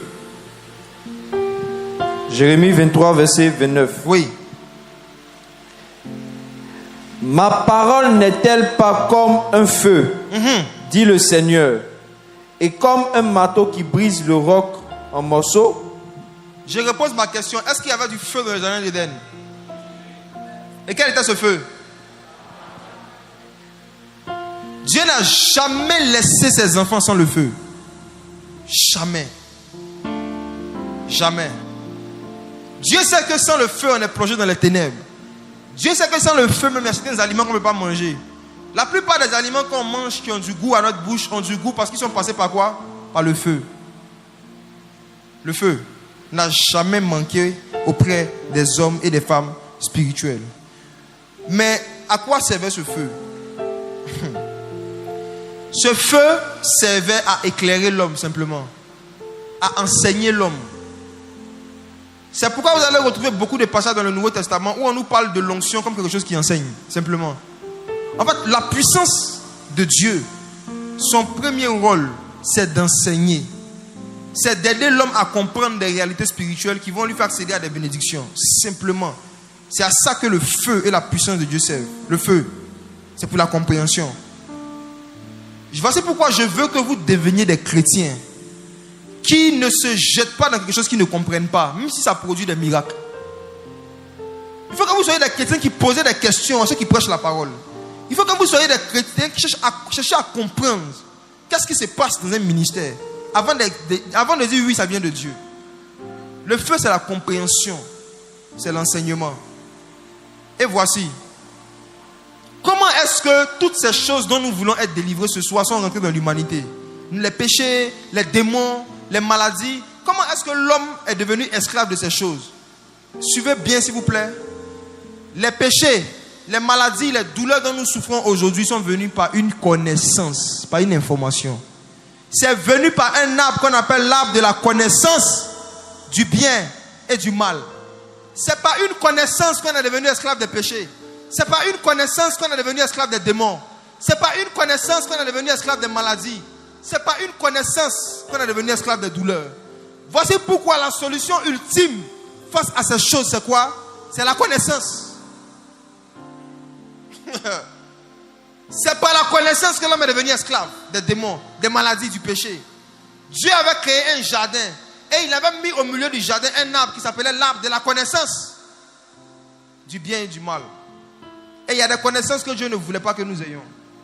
Il y a des informations que Dieu ne voulait pas que l'homme ait. Et pour tester l'obéissance de l'homme, Dieu a dit à l'homme, s'il te plaît, il y a des informations qui sont là mais ne va pas lire. Comme aujourd'hui, il y a des bibliothèques où il y a des livres de magie. Il y a des bibliothèques où il y a des livres qu'on dit qui ne sont pas dans la Bible, mais qui ont été écrits. C'est une tentation. L'arbre de la connaissance du bien et du mal est omniprésent au milieu de nous. L'homme a toujours la tentation d'aller chercher des connaissances que Dieu lui a interdit. L'homme a toujours cette tentation d'aller chercher à connaître des choses que Dieu ne lui a pas permis de connaître. C'est par la connaissance qu'on devient esclave. Celui qui ne connaît pas le goût de la cigarette ne peut jamais être esclave de la cigarette. Quelqu'un qui n'a jamais fumé la cigarette, si tu fumes à côté de lui, ça ne lui fait rien. Il ne tremble pas, il n'est pas tenté. Quand un enfant n'a pas encore goûté au sexe, quand il voit les formes d'une fille, ça ne lui fait rien. Le corps d'un garçon réagit aux formes des femmes lorsque ce corps a déjà goûté au sexe. La connaissance. C'est la connaissance qui nous rend même esclaves des démons. Donc le Seigneur, qu'est-ce qu'il fait? Il a décidé de nous délivrer aussi par la connaissance. Mais nous devons connaître quoi pour être délivrés de ces choses qu'on a citées. Ça peut sembler basique, mes frères, mais c'est une seule chose qu'on va connaître: le nom du Seigneur. Je vous dis la vérité. C'est peut-être le message le plus honnête et le plus simple que vous allez entendre sur la délivrance. Je vous dis la vérité. La source de toute délivrance, que ce soit la délivrance des péchés, la délivrance des maladies, la délivrance des démons, c'est le nom de Dieu. C'est le nom du Seigneur. C'est la source de toutes les délivrances. Plus tu connais la puissance qui est dans son nom, plus tu connais les manifestations de son nom, et plus tu connais comment avoir accès à la délivrance. Jésus devait quitter la terre. Il a réuni ses disciples et il leur a dit: vous allez chasser des démons, vous allez ressusciter des morts, vous allez purifier des lépreux. Mais vous savez comment vous allez faire ça? En mon nom. Simple.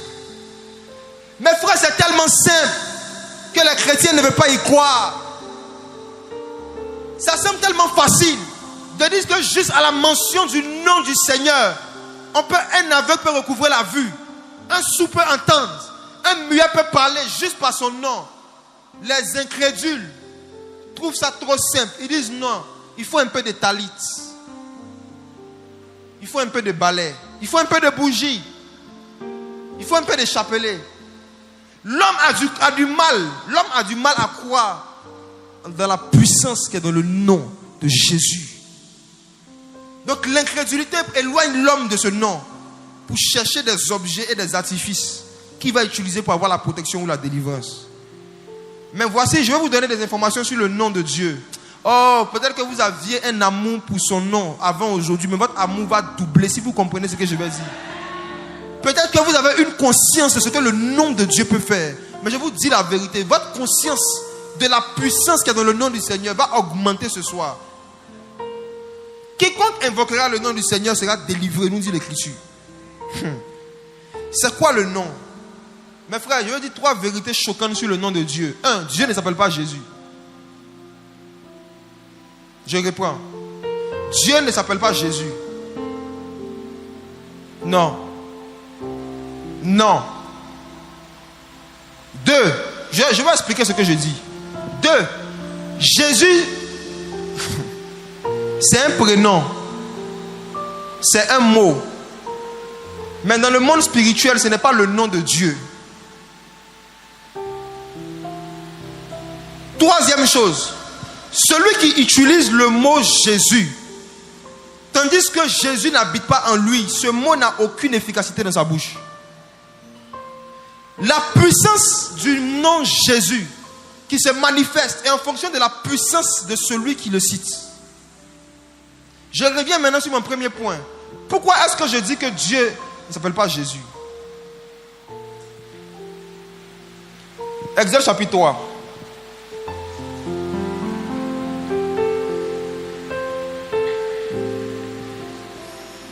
Exode 3, verset 2 d'abord. Suivez bien. Vous allez comprendre pourquoi, comment est-ce que même un magicien, un féticheur peut réunir des gens comme ça. Et il va dire aux gens, je vais prier pour les malades, c'est Jésus qui va faire. Et puis après ça manifester le fétiche. Ah, j'arrive. Il faut que vous compreniez comment le nom fonctionne. Exode 3, verset 2, allons-y. L'ange de l'Éternel lui apparut dans une flamme. Il apparut à qui? À Moïse. À Moïse. Il apparut où? Dans une flamme de feu. Mes frères, allons doucement. Dans ce verset, il y a l'ange de l'Éternel 1 et il y a une flamme de feu. L'ange de l'Éternel n'est pas la flamme de feu. Mais l'ange de l'Éternel a utilisé la flamme de feu pour apparaître à Moïse. Il a apparu dans une flamme de feu. Et ce feu, c'est quoi? C'est la connaissance, c'est une révélation. Ça veut dire quoi? Si Dieu veut apparaître à un homme, il va se mettre d'abord dans un enseignement, dans une parole. Voici pourquoi quand vous allez lire les livres des prophètes, la Bible dit que la parole de Dieu vient à ce prophète dans une vision. Allons-y. Au milieu d'un buisson. Au milieu d'un buisson. Moïse regarda et voici. Oui. Le buisson était tout en feu. Et le buisson ne se consumait point. Moïse dit, je vais me détourner pour voir quelle est cette grande vision.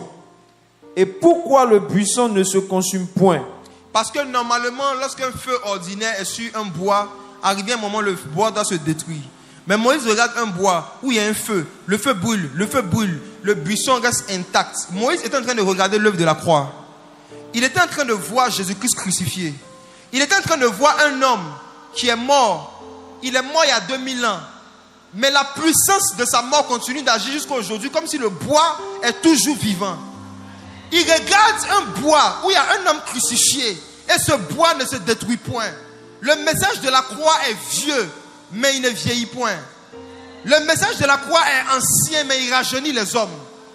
Moïse est en train de regarder l'effet de la parole de Dieu sur le bois. Il ne détruisait pas le bois. Le feu conservait le bois en vie. Ce qui fait que le message de la croix est toujours aussi puissant.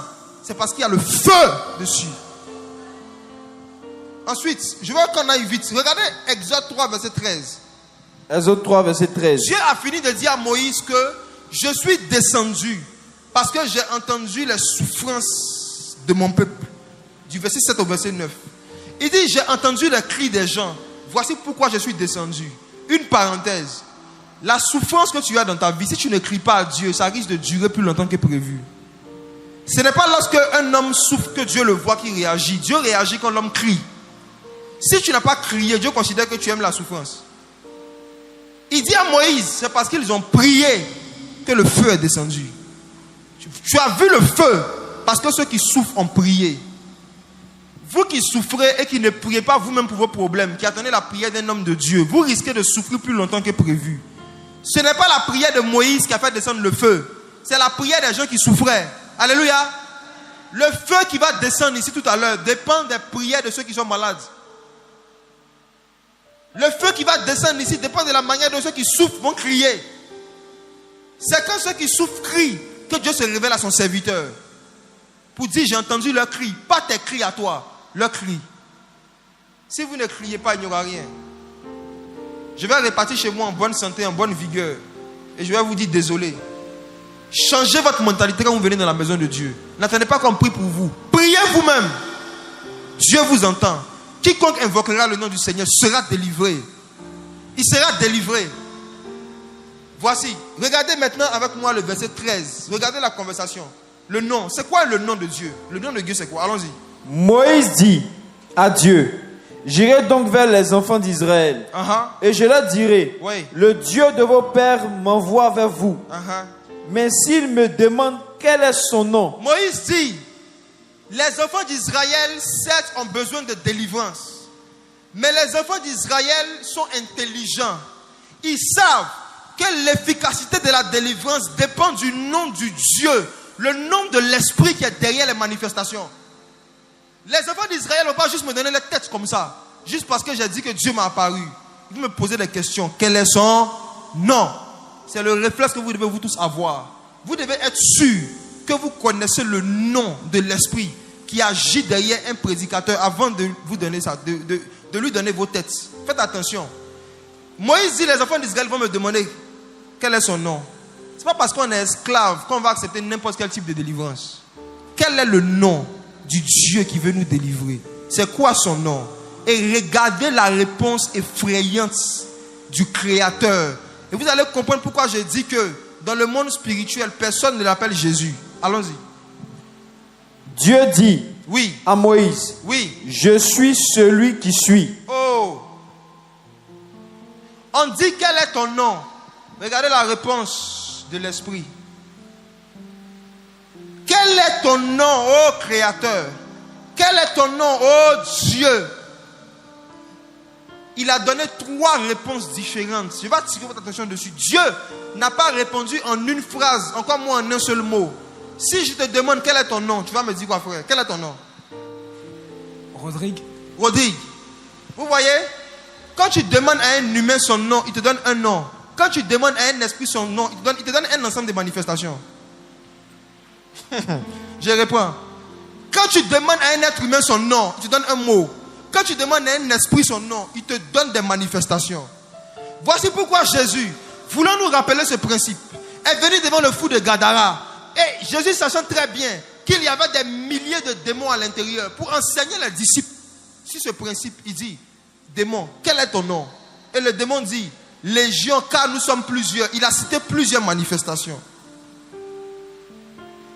Quel est le nom de Dieu? Première manifestation, je suis celui qui suis. Ça, c'est le nom de quelqu'un. Dieu n'a pas de prénom. Jésus, là, c'est un prénom. J'arrive, hein. Allons-y, continuons, lisons. Et il ajouta, c'est ainsi que tu répondras aux enfants d'Israël. Allons doucement. La première réponse que Dieu a donnée, ce n'était pas pour les enfants d'Israël. C'était pour Moïse lui-même. Dieu dit à Moïse, toi, tu dois retenir que je m'appelle je suis celui qui suis. Ceux qui notent, notez ça.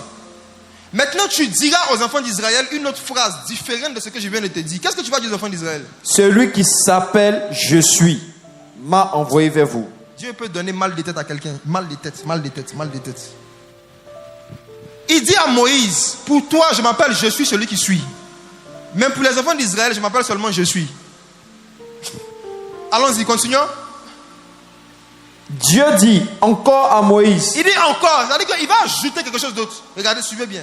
Tu parleras ainsi aux enfants d'Israël. Tout ça, c'est son nom. Hein? L'Éternel, le Dieu de vos pères, le Dieu d'Abraham, le Dieu d'Isaac et le Dieu de Jacob m'envoie vers vous. Voilà mon nom pour l'éternité. Bon, où est son nom finalement? Où est son nom, mes frères? Où est son nom? En fait, je vais vous dire la vérité. Je vais vous dire un secret. Dieu n'a jamais eu l'intention que tout le monde connaisse son nom.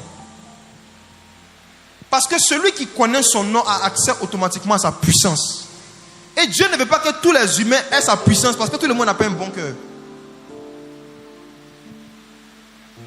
Tout le monde n'a pas un bon cœur. La source de toute délivrance, c'est quoi? Le nom du Seigneur. Si tu connais ce nom, tu auras accès à toutes sortes de délivrances, toutes sortes de miracles. Je dis toutes sortes de miracles. Mes frères, toutes sortes de miracles. Et comme c'est Moïse qui devait manifester les miracles, Dieu lui a donné son vrai nom à lui. Et il lui a donné d'autres choses aux enfants d'Israël. Il dit, toi Moïse, je suis celui qui suit. Mais tu diras aux enfants d'Israël autre chose. Et il dit, c'est là mon nom d'éternité. Dieu est-il un menteur? Il n'a pas changé. Cela veut dire quoi? Ce qui a fait que les Juifs ont rejeté le Messie, c'était ça le problème, parce qu'ils s'appelaient Jésus. Et qui dit que son nom est le nom de Dieu. Or, quand eux ils lisent Exode 3, il avait déjà donné quelque chose qui dit qu'il ne va pas changer. Mais ce que les Hébreux n'ont pas fait, ils n'ont pas regardé la signification de Jésus. Celui que nous appelons Jésus en français, les Hébreux l'appellent Yehoshua. Que signifie Yehoshua? Ou Yeshua pour certains, ça signifie quoi? Ça signifie? N'ayez pas peur. Ce que vous connaissez, c'est ça. Ne doutez pas de ce que vous connaissez.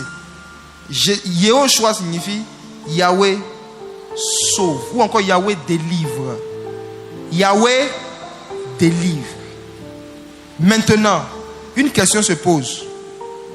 Est-ce un nouveau nom qui est différent de celui que le Seigneur a donné à Moïse dans Exode? Pas du tout. C'est le même nom, mais sous une autre forme. La raison pour laquelle Dieu avait donné son nom à Moïse, c'était pour qu'il apporte quoi aux gens? La délivrance. Est-ce qu'on est d'accord? Moïse devait présenter un Dieu qui délivre. Parce qu'un Dieu qui délivre n'est pas un Dieu, c'est une idole. Un Dieu qui ne délivre pas, pardon. Un Dieu qui ne peut pas délivrer les gens, c'est une idole. Donc, dans le monde spirituel, le nom d'un esprit, ce n'est pas le mot, mais c'est la manifestation, ce qu'il est capable de faire. Donc, un Dieu qui peut délivrer, c'est lui qui est le véritable Dieu. Et dans chaque langue, il y a une manière différente de dire que Dieu délivre. En hébreu, c'est Yehoshua. En français, c'est Jésus. Dans le fond, ce n'est pas le mot qui agit, c'est la manifestation qui est derrière. Quand nous disons Jésus, on est en train d'invoquer qui? Le Dieu qui délivre. Le Dieu qui guérit. Et vous allez voir que les Hébreux, dans toute la Bible, chaque fois qu'ils expérimentaient une nouvelle manifestation de Dieu, ils appelaient Dieu par cette manifestation. Quand Dieu les guérissait, ils l'ont surnommé Yahweh Rapha. Quand Dieu pourvoit à leurs besoins, c'est Yahweh Jireh. Quand Dieu combat pour eux, c'est Yahweh Sabaoth.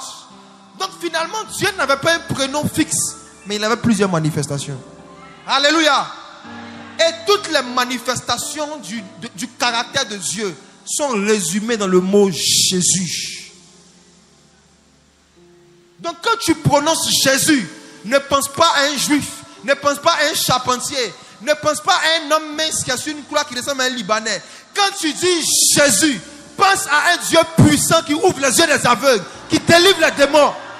Quand tu dis Jésus, ce à quoi tu penses, c'est ce qui va agir. Jésus est un récipient. Il est comme un canal. Ce mot-là, ce mot c'est un canal à travers lequel le nom de Dieu se manifeste. Mais le nom de Dieu, c'est une manifestation, ce n'est pas un prénom. Non. Voici pourquoi ne rentrez jamais dans les débats que les gens voient sur Internet et disent non, on doit dire Jésus en hébreu, on doit dire ça en grec pour que ça agisse bien. Mais frère, c'est la méconnaissance du nom de Dieu qui envoie ce débat. Dieu est esprit, Dieu n'est pas juif. Je dis que Dieu n'est pas hébreu. Le Dieu que nous on prie n'est pas hébreu, il est esprit. Il est esprit.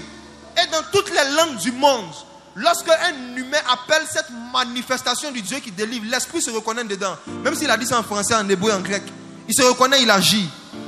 Je suis allé au Cameroun prêcher à des Arabes, ils étaient en train de traduire. Quand j'ai dit Jésus-Christ, le traducteur disait Issa al-Massia. J'ai dit au nom de Jésus, il dit Issa al-Massia. Au début, ça me faisait bizarre. J'ai dit, moi il dit Jésus, lui il dit Issa. Est-ce que ça va agir? Et arrivé un moment, il fallait chasser les démons. Comme les musulmans ne croient pas trop en ces choses, j'ai dit qui ici est tourmenté par un djinn. Là, on appelle ça le djinn. Et j'ai décrit un peu. Il y a une dame qui était concernée, elle est venue devant. Et quand je disais au nom de Jésus, les gars disaient il salmasiou, il salmasia. Mes frères, le démon a manifesté, il est parti. On a prié, Folie était là. Il y avait un monsieur qui ne marchait pas depuis combien d'années? Boiteux de chez boiteux, docteur en philosophie à l'université de Ngaoundéré au Cameroun. Il est catholique et puis il est docteur en philosophie. Donc imaginez le niveau d'endurcissement. Philosophie, doctorat, catholicisme, mettre dessus. Mais il a entendu dire que Jésus guérissait des gens au programme. Et le monsieur est venu s'asseoir. Le programme devait commencer à 17h. Il est venu à quelle heure? À 15h. 2 heures avant. Il est assis. Il attend le début. Et quand ça a commencé, un moment quand c'était le temps des guérisons, J'ai dit au nom de Jésus, les gars disent il salmasia. J'ai dit, mon mère a commencé à dire il salmasia.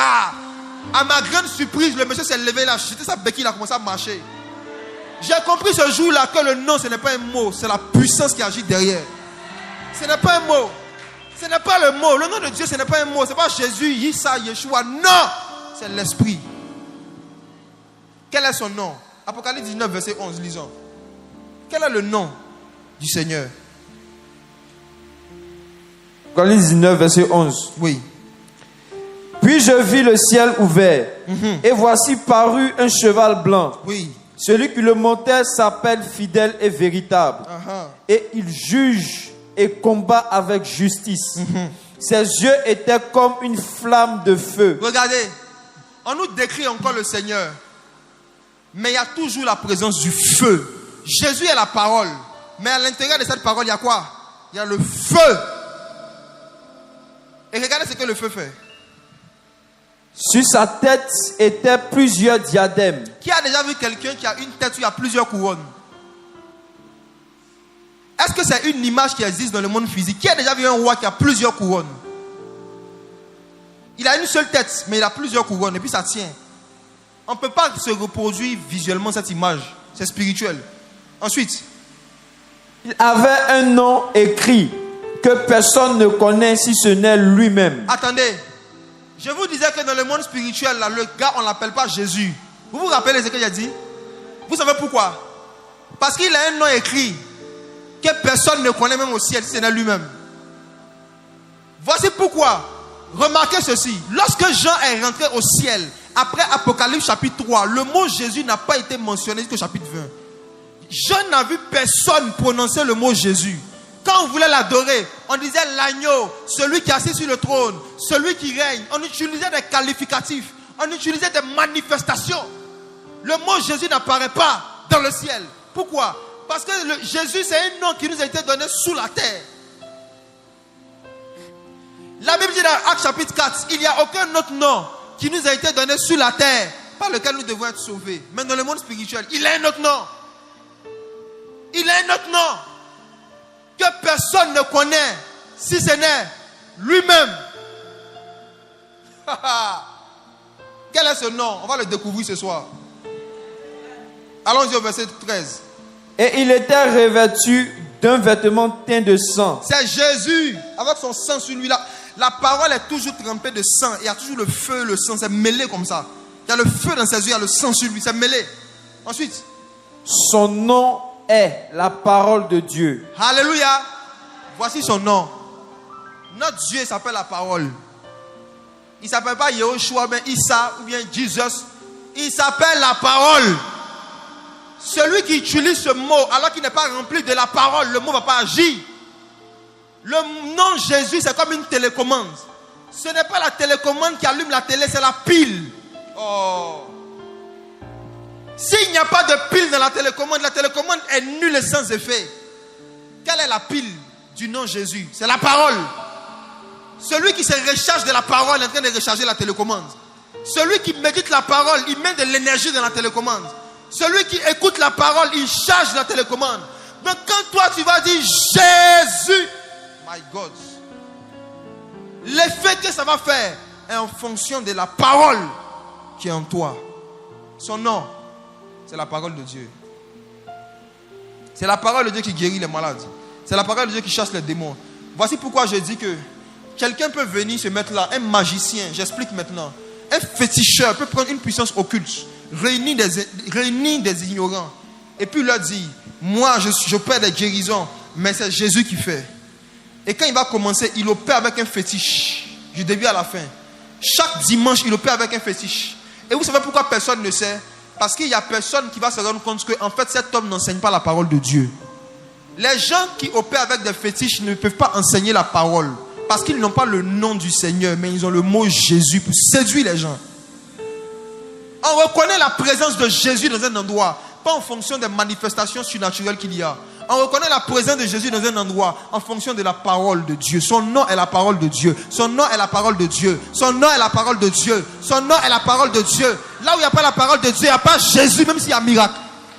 Là où il n'y a pas la parole authentique, il n'y a pas Jésus, même si les miracles explosent. ce n'est pas Jésus. Son nom est la parole. Voici pourquoi vous devez être très regardant sur la parole qui est prêchée dans un endroit où il y a beaucoup de miracles. Sinon, vous allez vous faire séduire parce que la personne a dit Jésus. Jésus, c'est un mot. Même Satan s'appelle Jésus. Satan apparaît à des gens et il dit je suis Jésus. La Bible dit que Satan se déguise en ange de lumière. La Bible dit dans Actes chapitre 13 qu'il y a un magicien qui se faisait appeler Bar Jésus. Il y a un magicien qui se faisait appeler fils de Jésus. Ça veut dire que ce magicien, avant de commencer à chaque fois, il disait aux gens, bonjour, moi je suis un fils de Jésus. Et tout ce que vous allez voir se manifester, c'est Jésus qui fait ça. Et les gens vont dire, ouais, comme il a dit Jésus, c'est bon. Mais il enseigne quelle parole? Il n'enseignait pas la parole. Il ne prêchait pas la parole. Magicien qui se fait appeler Jésus. Mes frères et sœurs, quand j'étais adolescent, j'ai eu une vision. J'étais dans la chambre de ma mère. Je me rappelle bien, c'était en 2011 comme ça. 2011. Je me rappelle. J'étais couché dans la chambre de ma mère lorsque je me suis assoupi. Et j'ai vu une main sortir du mur qui m'a saisi par le pantalon. Et cette main m'a dit, je veux te parler, avec beaucoup de violence. Sa présence m'inspirait la peur. Et j'ai dit, qui es-tu? Et il m'a dit, je suis Jésus. Moi-même, je lui ai dit, c'est quel Jésus ça? J'avais lu Matthieu chapitre 11, où Jésus a dit, je suis doux et aime de cœur. Mais lui, il m'a attrapé un contrôleur de la Sotra. Il a saisi mon pantalon comme ça. J'ai dit, mais c'est quel Jésus? J'ai dit, c'est quel Jésus? C'était à 13 juillet dans la chambre de ma mère. Il dit, il s'appelle Jésus. C'est là que j'ai commencé à enseigner sur le nom de Dieu. Même Satan se prend, il s'appelle Jésus, Jésus. Il dit Jésus. Vous pensez que les démons ont peur de ce mot-là? Ils n'ont pas peur de ce mot, ils ont peur de la parole. J'ai dit quel Jésus? Il dit le Jésus que tu connais. Je lui ai dit le Jésus que je connais, il n'attrape pas les gens comme ça. Laisse-moi en parler. Il ne m'a pas lâché, hein? Il m'a attrapé comme ça. Il dit, tu sens que c'est garçon qui t'attrape. Il dit, je sentais sa poigne comme ça. J'ai dit, laisse-moi. Il dit, tu es ingrat. Il a commencé à crier sur moi, tu es ingrat. Il dit, on se connaît où? Gars. Il dit, j'ai guéri ton pied. Et puis tu ne me respectes pas. Il ne sait pas de quoi il parle. Il dit, moi j'ai quel problème de pied? J'ai guéri quel pied? J'ai dit, bon, laisse-moi, on va parler. Dès qu'il m'a laissé, je fuis. J'étais nouveau dans la foi. Mais je savais que ce n'était pas Jésus. Mais j'étais troublé par une chose. Comment un démon peut citer le nom de Jésus comme ça et puis il va bien? Pourtant, on nous a dit à l'église qu'il y a un ancien sorcier qui s'est converti, qui a dit qu'un jour il faisait une réunion avec Satan et les démons. Et quelqu'un dans la réunion a prononcé le mot Jésus et Satan est tombé. Qui a déjà entendu ça? C'est un mensonge! C'est un mensonge! Satan même s'appelle Jésus.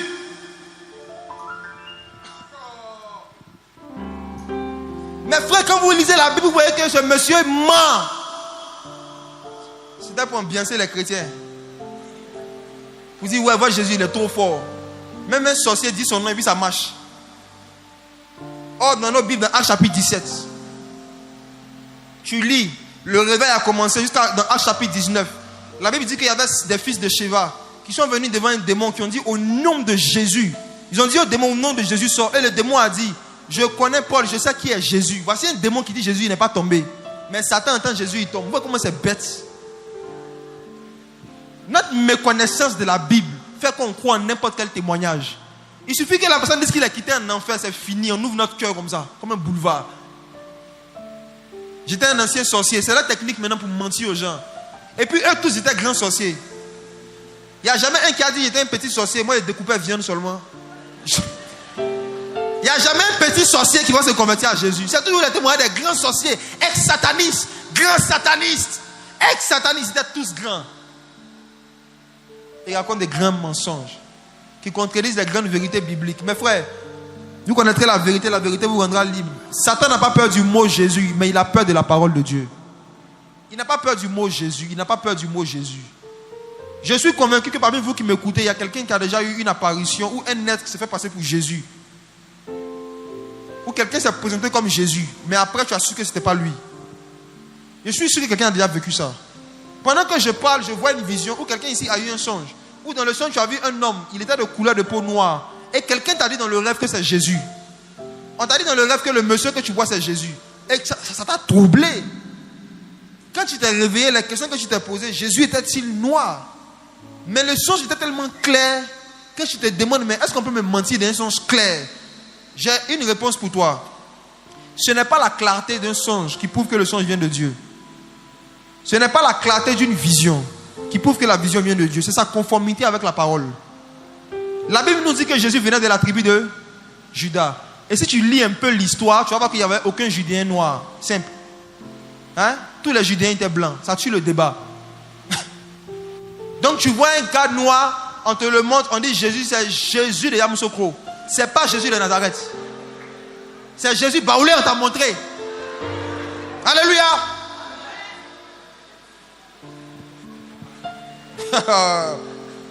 Son nom est la parole de Dieu. Et pourquoi est-ce que Jean dit que personne ne connaît ce nom si ce n'est lui-même? Personne ne connaît la parole de Dieu si ce n'est Dieu lui-même. Si Dieu veut te faire connaître sa parole, il faut qu'il te révèle le feu. Le feu, c'est le moyen à travers lequel Dieu nous révèle son nom, sa parole. Le feu. C'est ce feu-là qui nous délivre de nos maladies. C'est ce feu-là qui chasse les démons. Et je termine maintenant le message avec ceci. Quand Jésus est venu faire son ministère, Jean-Baptiste, qui était un homme qui avait été envoyé par Dieu pour prêcher la repentance et le baptême, a dit quelque chose. Dans Matthieu 3, le verset 11, il a dit: moi je vous baptise d'eau pour vous emmener à la repentance. Mais à quelqu'un qui vient après moi, il est plus puissant que moi. Lui, il vous baptisera du Saint-Esprit et de quoi? Et de quoi? Mes frères, on reçoit le baptême du Saint-Esprit une seule fois, mais on reçoit le feu plusieurs fois. Je reprends. On reçoit le baptême du Saint-Esprit une seule fois, mais le feu, qui est la puissance de Dieu, qui vient nous révéler une manifestation de Dieu, qui peut nous délivrer d'un problème, on reçoit ça toute la vie chrétienne. On peut faire des expériences différentes avec le feu de Dieu. Aujourd'hui, Dieu peut se révéler à toi en tant qu'un feu qui guérit des maladies. Un autre jour, il peut se révéler à toi en tant qu'un feu qui chasse les démons. Un autre jour, il peut se révéler à toi en tant qu'un feu qui change tes mauvaises habitudes. Il y a des mauvais caractères que nous avons, avec lesquels on peut lutter pendant des années, jusqu'à ce que le feu de Dieu descende sur nous. Mes frères, moi, j'étais extrêmement violent. J'étais un homme très violent. Et mon kiff, quand j'étais dans le monde, c'était gifler et puis shooter les jeunes filles. C'était ma passion. Avec ça, je suis allé faire un peu d'armes à cieux pour mettre dessus. Et j'aimais ça. Mais un jour, après avoir rencontré le Saint-Esprit, j'étais en train de lire un livre. Le titre du livre, c'est Le chemin du calvaire. L'auteur s'appelle Ron Ession. Mes frères, je lisais ce livre et lorsqu'il a commencé à parler de la douceur, et il a dit une phrase qui m'a fait fondre dans l'âme et qui a fait que j'ai réalisé que la violence que j'avais, la colère que j'avais, si je ne m'humiliais pas devant Dieu, ça allait détruire toute ma vie. Le monsieur a dit ceci dans le livre. Il dit: il y a plusieurs personnes qui se sont baptisées avant Jésus, mais la colombe ne s'est posée sur aucun d'entre eux. Mais il dit que lorsque Jésus s'est baptisé, la colombe est venue se poser sur lui. Pourquoi? Parce qu'avant qu'il ne se baptise, Jean avait dit: voici l'agneau de Dieu. Il dit Jésus n'était pas le premier baptisé, mais il était le premier agneau. Et il dit que l'agneau, sa caractéristique, c'est la douceur. L'agneau se laisse abattre. L'agneau se laisse marcher dessus. Et il dit que parce que Jésus avait ce caractère, le Saint-Esprit est venu sur lui sous une forme corporelle. Et il disait dans le livre qu'il y a des présences et des manifestations du Saint-Esprit qui ne vont jamais descendre, qui ne vont jamais venir sur quelqu'un qui n'accepte pas de se laisser marcher là-dessus. J'ai commencé à pleurer. C'était en 2012. Je me suis mis à genoux parce que ne pas se laisser marcher là-dessus, c'était ma devise, mais c'était mon hymne national. On ne se laisse pas marcher là-dessus. Il y a des personnes, c'est vos parents qui vous inculquent ça. Mon fils, dans la vie, œil pour œil, dent pour dent. Il y a des gens ici, les parents, c'était Moïse. Ne te laisse pas faire dans la vie. Quelqu'un te gifle, tu le gifles. Ton ami t'agresse, tu l'agresses. Les enfants grandissent avec ça. Ils se convertissent à Jésus. Maintenant, ils lisent Matthieu 5. Si on te gifle sur la joue droite, donne la joue gauche. Si quelqu'un te force avec 1 kilomètre, fais 2. L'enfant est partagé entre son éducation et les Écritures. Et il y a un conflit au niveau de son caractère. La solution, c'est quoi? Il faut que le Saint-Esprit descende sur toi sous une forme corporelle. Une forme que ton corps physique pourra sentir. Ce n'est pas dans ton cœur. Mais il faut écouter moi. Le type de manifestation de l'Esprit de Dieu qui peut briser un mauvais caractère en un coup, c'est le feu de Dieu, ou Dieu lui-même qui descend dans une forme que ton corps physique peut ressentir. Il faut que la puissance de Dieu tombe sur toi. Tu vas pleurer comme un enfant. Et quand tu vas te lever, tu vas sentir que tu as été changé en une autre personne. Je te souhaite ça ce soir. Je te souhaite ça ce soir. S'il y a un mauvais caractère qui te fatigue depuis des années, je te dis, le feu. Si Dieu descend sur toi sous une forme corporelle, je te dis que tu ne seras plus jamais la même personne. J'ai reçu la douceur ce jour-là. Comment? Il y a une puissance et un amour que je ne connais pas qui a commencé à parcourir mon corps. C'était comme de l'électricité. Je sentais comme de l'électricité qui parcourait tout mon corps.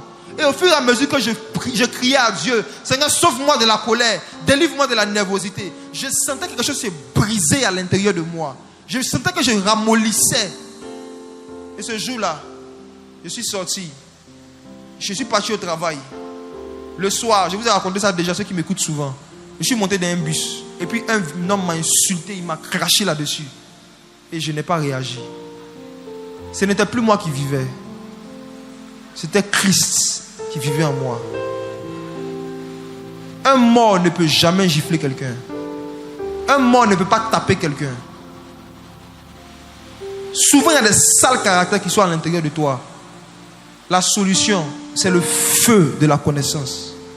Il faut que la connaissance, la parole de Dieu prenne une forme de feu. Consume cela dans ton cœur. Consume cela en toi. Tu seras changé une autre personne. J'espère que quelqu'un est prêt à faire cette expérience ce soir. À ceux qui ont des douleurs en eux, à ceux qui sont venus avec des maladies, à ceux qui sentent qu'ils sont tourmentés, oppressés par des démons, ne vous en faites pas. Jésus est là. Tout ce qu'il attend de vous, c'est que vous ouvrez votre cœur à son feu. L'une des choses qui peut retarder ou empêcher la délivrance des gens, c'est le fait que les gens parfois qui veulent la délivrance, écoutez-moi bien, écoutez-moi très bien. Ceux qui ont besoin de délivrance, écoutez-moi. Ce qui peut empêcher le feu de Dieu de vous délivrer, c'est que le diable va vous mettre des pensées pour vous dire que c'est vous qui devez choisir comment votre corps physique va réagir à l'onction. Je réponds. Quand des gens veulent choisir comment est-ce que leur corps physique doit réagir au feu, doit réagir à la puissance de Dieu, il se disqualifie pour être délivré. Quand tu vas chez le gynécologue, ma soeur, il te dit couche-toi ici, qu'il te couche. Il dit fais comme ça, tu fais. Il dit enlève, tu enlèves. Quand vous partez chez le médecin, il dit enlève ton habit, monte ici, tu montes, tu te soumets. Mais quand tu viens dans la présence de Dieu, quand tu viens chez Jésus le docteur, sa puissance vient sur toi, il te dit prosterne-toi, il te dit les gens vont me regarder. Tu n'as pas honte de te déshabiller devant un homme que tu ne connais pas. Mais tu as honte de te prosterner et de tomber devant un Dieu que tu connais. Je réponds. Tu n'as pas honte de te déshabiller devant un homme que tu ne connais pas pour te faire soigner. Mais tu as honte de tomber et de pleurer devant un Dieu qui te connaît et que tu connais pour être délivré. Si quelqu'un ici a une mentalité de la puissance de Dieu va venir sur moi et puis il y a mes câlins en mannequin comme ça, tu vas repaquer ton démon à la maison. Alléluia. Si tu t'es déjà préparé, tu es en mode moi, si l'onction me prend, moi je ne tombe pas. Va à la maison. Ouvrez le portail, les frères. Si vous n'êtes pas prêt à vous laisser manier par l'onction, si vous n'êtes pas prêt à laisser le feu de Dieu vous opérer, vous perdez votre temps. Vous n'êtes pas souverain, c'est Dieu qui est souverain. Il y a des délivrances qui se passent sans que forcément il y ait une manifestation physique. Il y a d'autres, Dieu veut qu'il y ait une manifestation physique. Je vais vous donner mon cas et on va prier. J'étais quelqu'un qui me moquait beaucoup des gens qui tombaient à l'église. Je me moquais depuis le CP1. C'est-à-dire que depuis que je suis précis de tous mes souvenirs quand je vais à l'église, chaque fois que je suis dans un endroit où les gens tombent sous l'onction, dans mon cœur, il dit voilà, ils ont commencé. Et j'avais un de mes cousins, on faisait ça ensemble.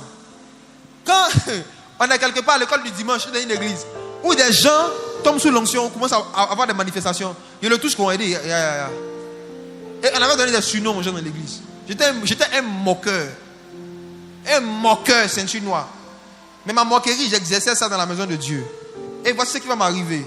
Je rencontre le Saint-Esprit, je me convertis, mais il y a un problème qui reste dans ma vie. Le voyeurisme.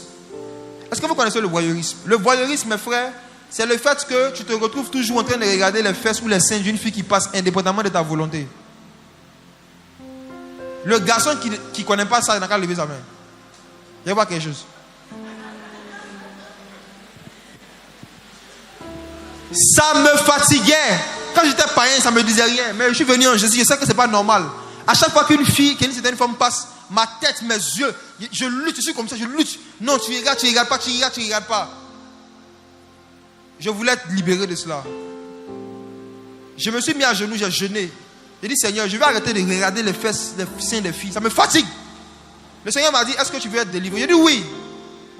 Il dit, laisse mon onction te faire ce que je veux. Les frères, ils n'avaient pas compris la phrase. Ils pensaient que j'avais compris. Il dit, est-ce que tu es prêt à laisser l'onction te faire ce que je veux? Je dis, je suis prêt. Il dit, ok. Il y avait ce jour-là dans la semaine, la même semaine à 13 juillet, un séminaire qui avait été organisé par un évangéliste. Je sentais juste que l'esprit me poussait à aller. J'étais convaincu que j'allais être délivré de ce problème là-bas. Je suis arrivé là-bas et le premier jour, j'ai refait mon truc là. Je suis assis. Quand il a commencé à prier pour des gens qui ont commencé à avoir des manifestations, dans mon cœur, j'ai commencé à redire, voilà, les voici. Il appelait les sacs de pommes de terre. Ils sont là. J'ai donné des surnoms aux gens. Mais ce jour-là, j'étais convaincu de péché. J'ai été convaincu de péché. Il y a une voix qui me disait, est-ce qu'ils font exprès? C'est comme si quelqu'un a commencé à me gronder à l'intérieur de moi. Tu penses qu'ils font exprès? Et puis il a dit, non, j'ai arrêté de faire. J'ai senti ce jour-là que j'avais attristé le Saint-Esprit. Je me moque des gens, moi, il n'y a plus pour mon problème. Moi, je voulais une délivrance choco. Je voulais une délivrance où tu es assis comme ça, et puis il y a un petit vent qui te souffle. Et puis tu sens que tu as délivré. C'est ce que je voulais. Je n'aimais pas me mettre devant les gens. J'aimais mon image, comme beaucoup parmi vous. Le programme est en train de finir. Hein. Les gens sont délivrés devant moi. Moi, ici assis, je regarde les gens.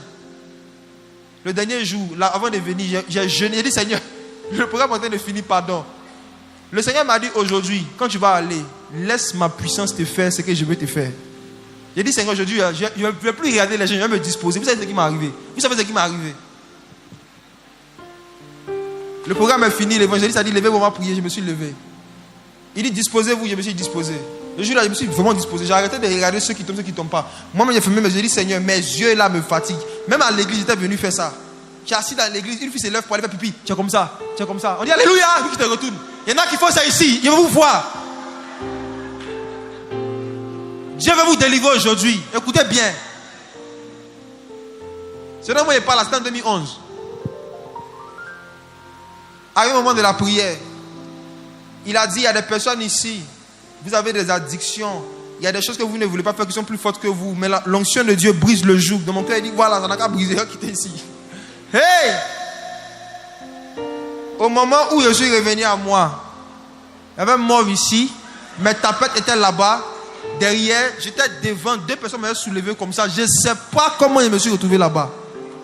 Je ne sais pas, jusqu'à aujourd'hui, je ne sais pas ce qui s'est passé. Un trou, j'ai dit, Seigneur, je suis fatigué, délivre-moi. Et puis je me suis retrouvé là-bas. Je ne sais pas ce qui s'est passé. Après ce jour, pendant au moins 1 mois, chaque fois que je partais dans un moment de prière, où il y a une petite présence de Dieu, moi, il tombe en même temps. Je me rappelle dans une église, je suis rentré un jour pendant le temps d'adoration. Quand il me suis levé, le pasteur a dit, poussez la chaise. On me connaissait à 13 villes. Moi qui me moquais des gens. Vous savez comment Dieu m'a humilié? Vous savez comment Dieu m'a humilié? Je venais dans des programmes où il y avait du monde comme ça. Puis c'est bon si je tombe.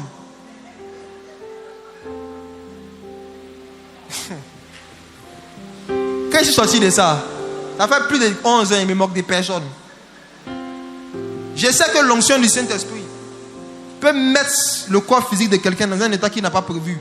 Parce que Dieu soit veut le oindre ou le délivrer de quelque chose. Et Dieu fait grâce aux humbles. Quand tu es humble, Dieu te fait grâce.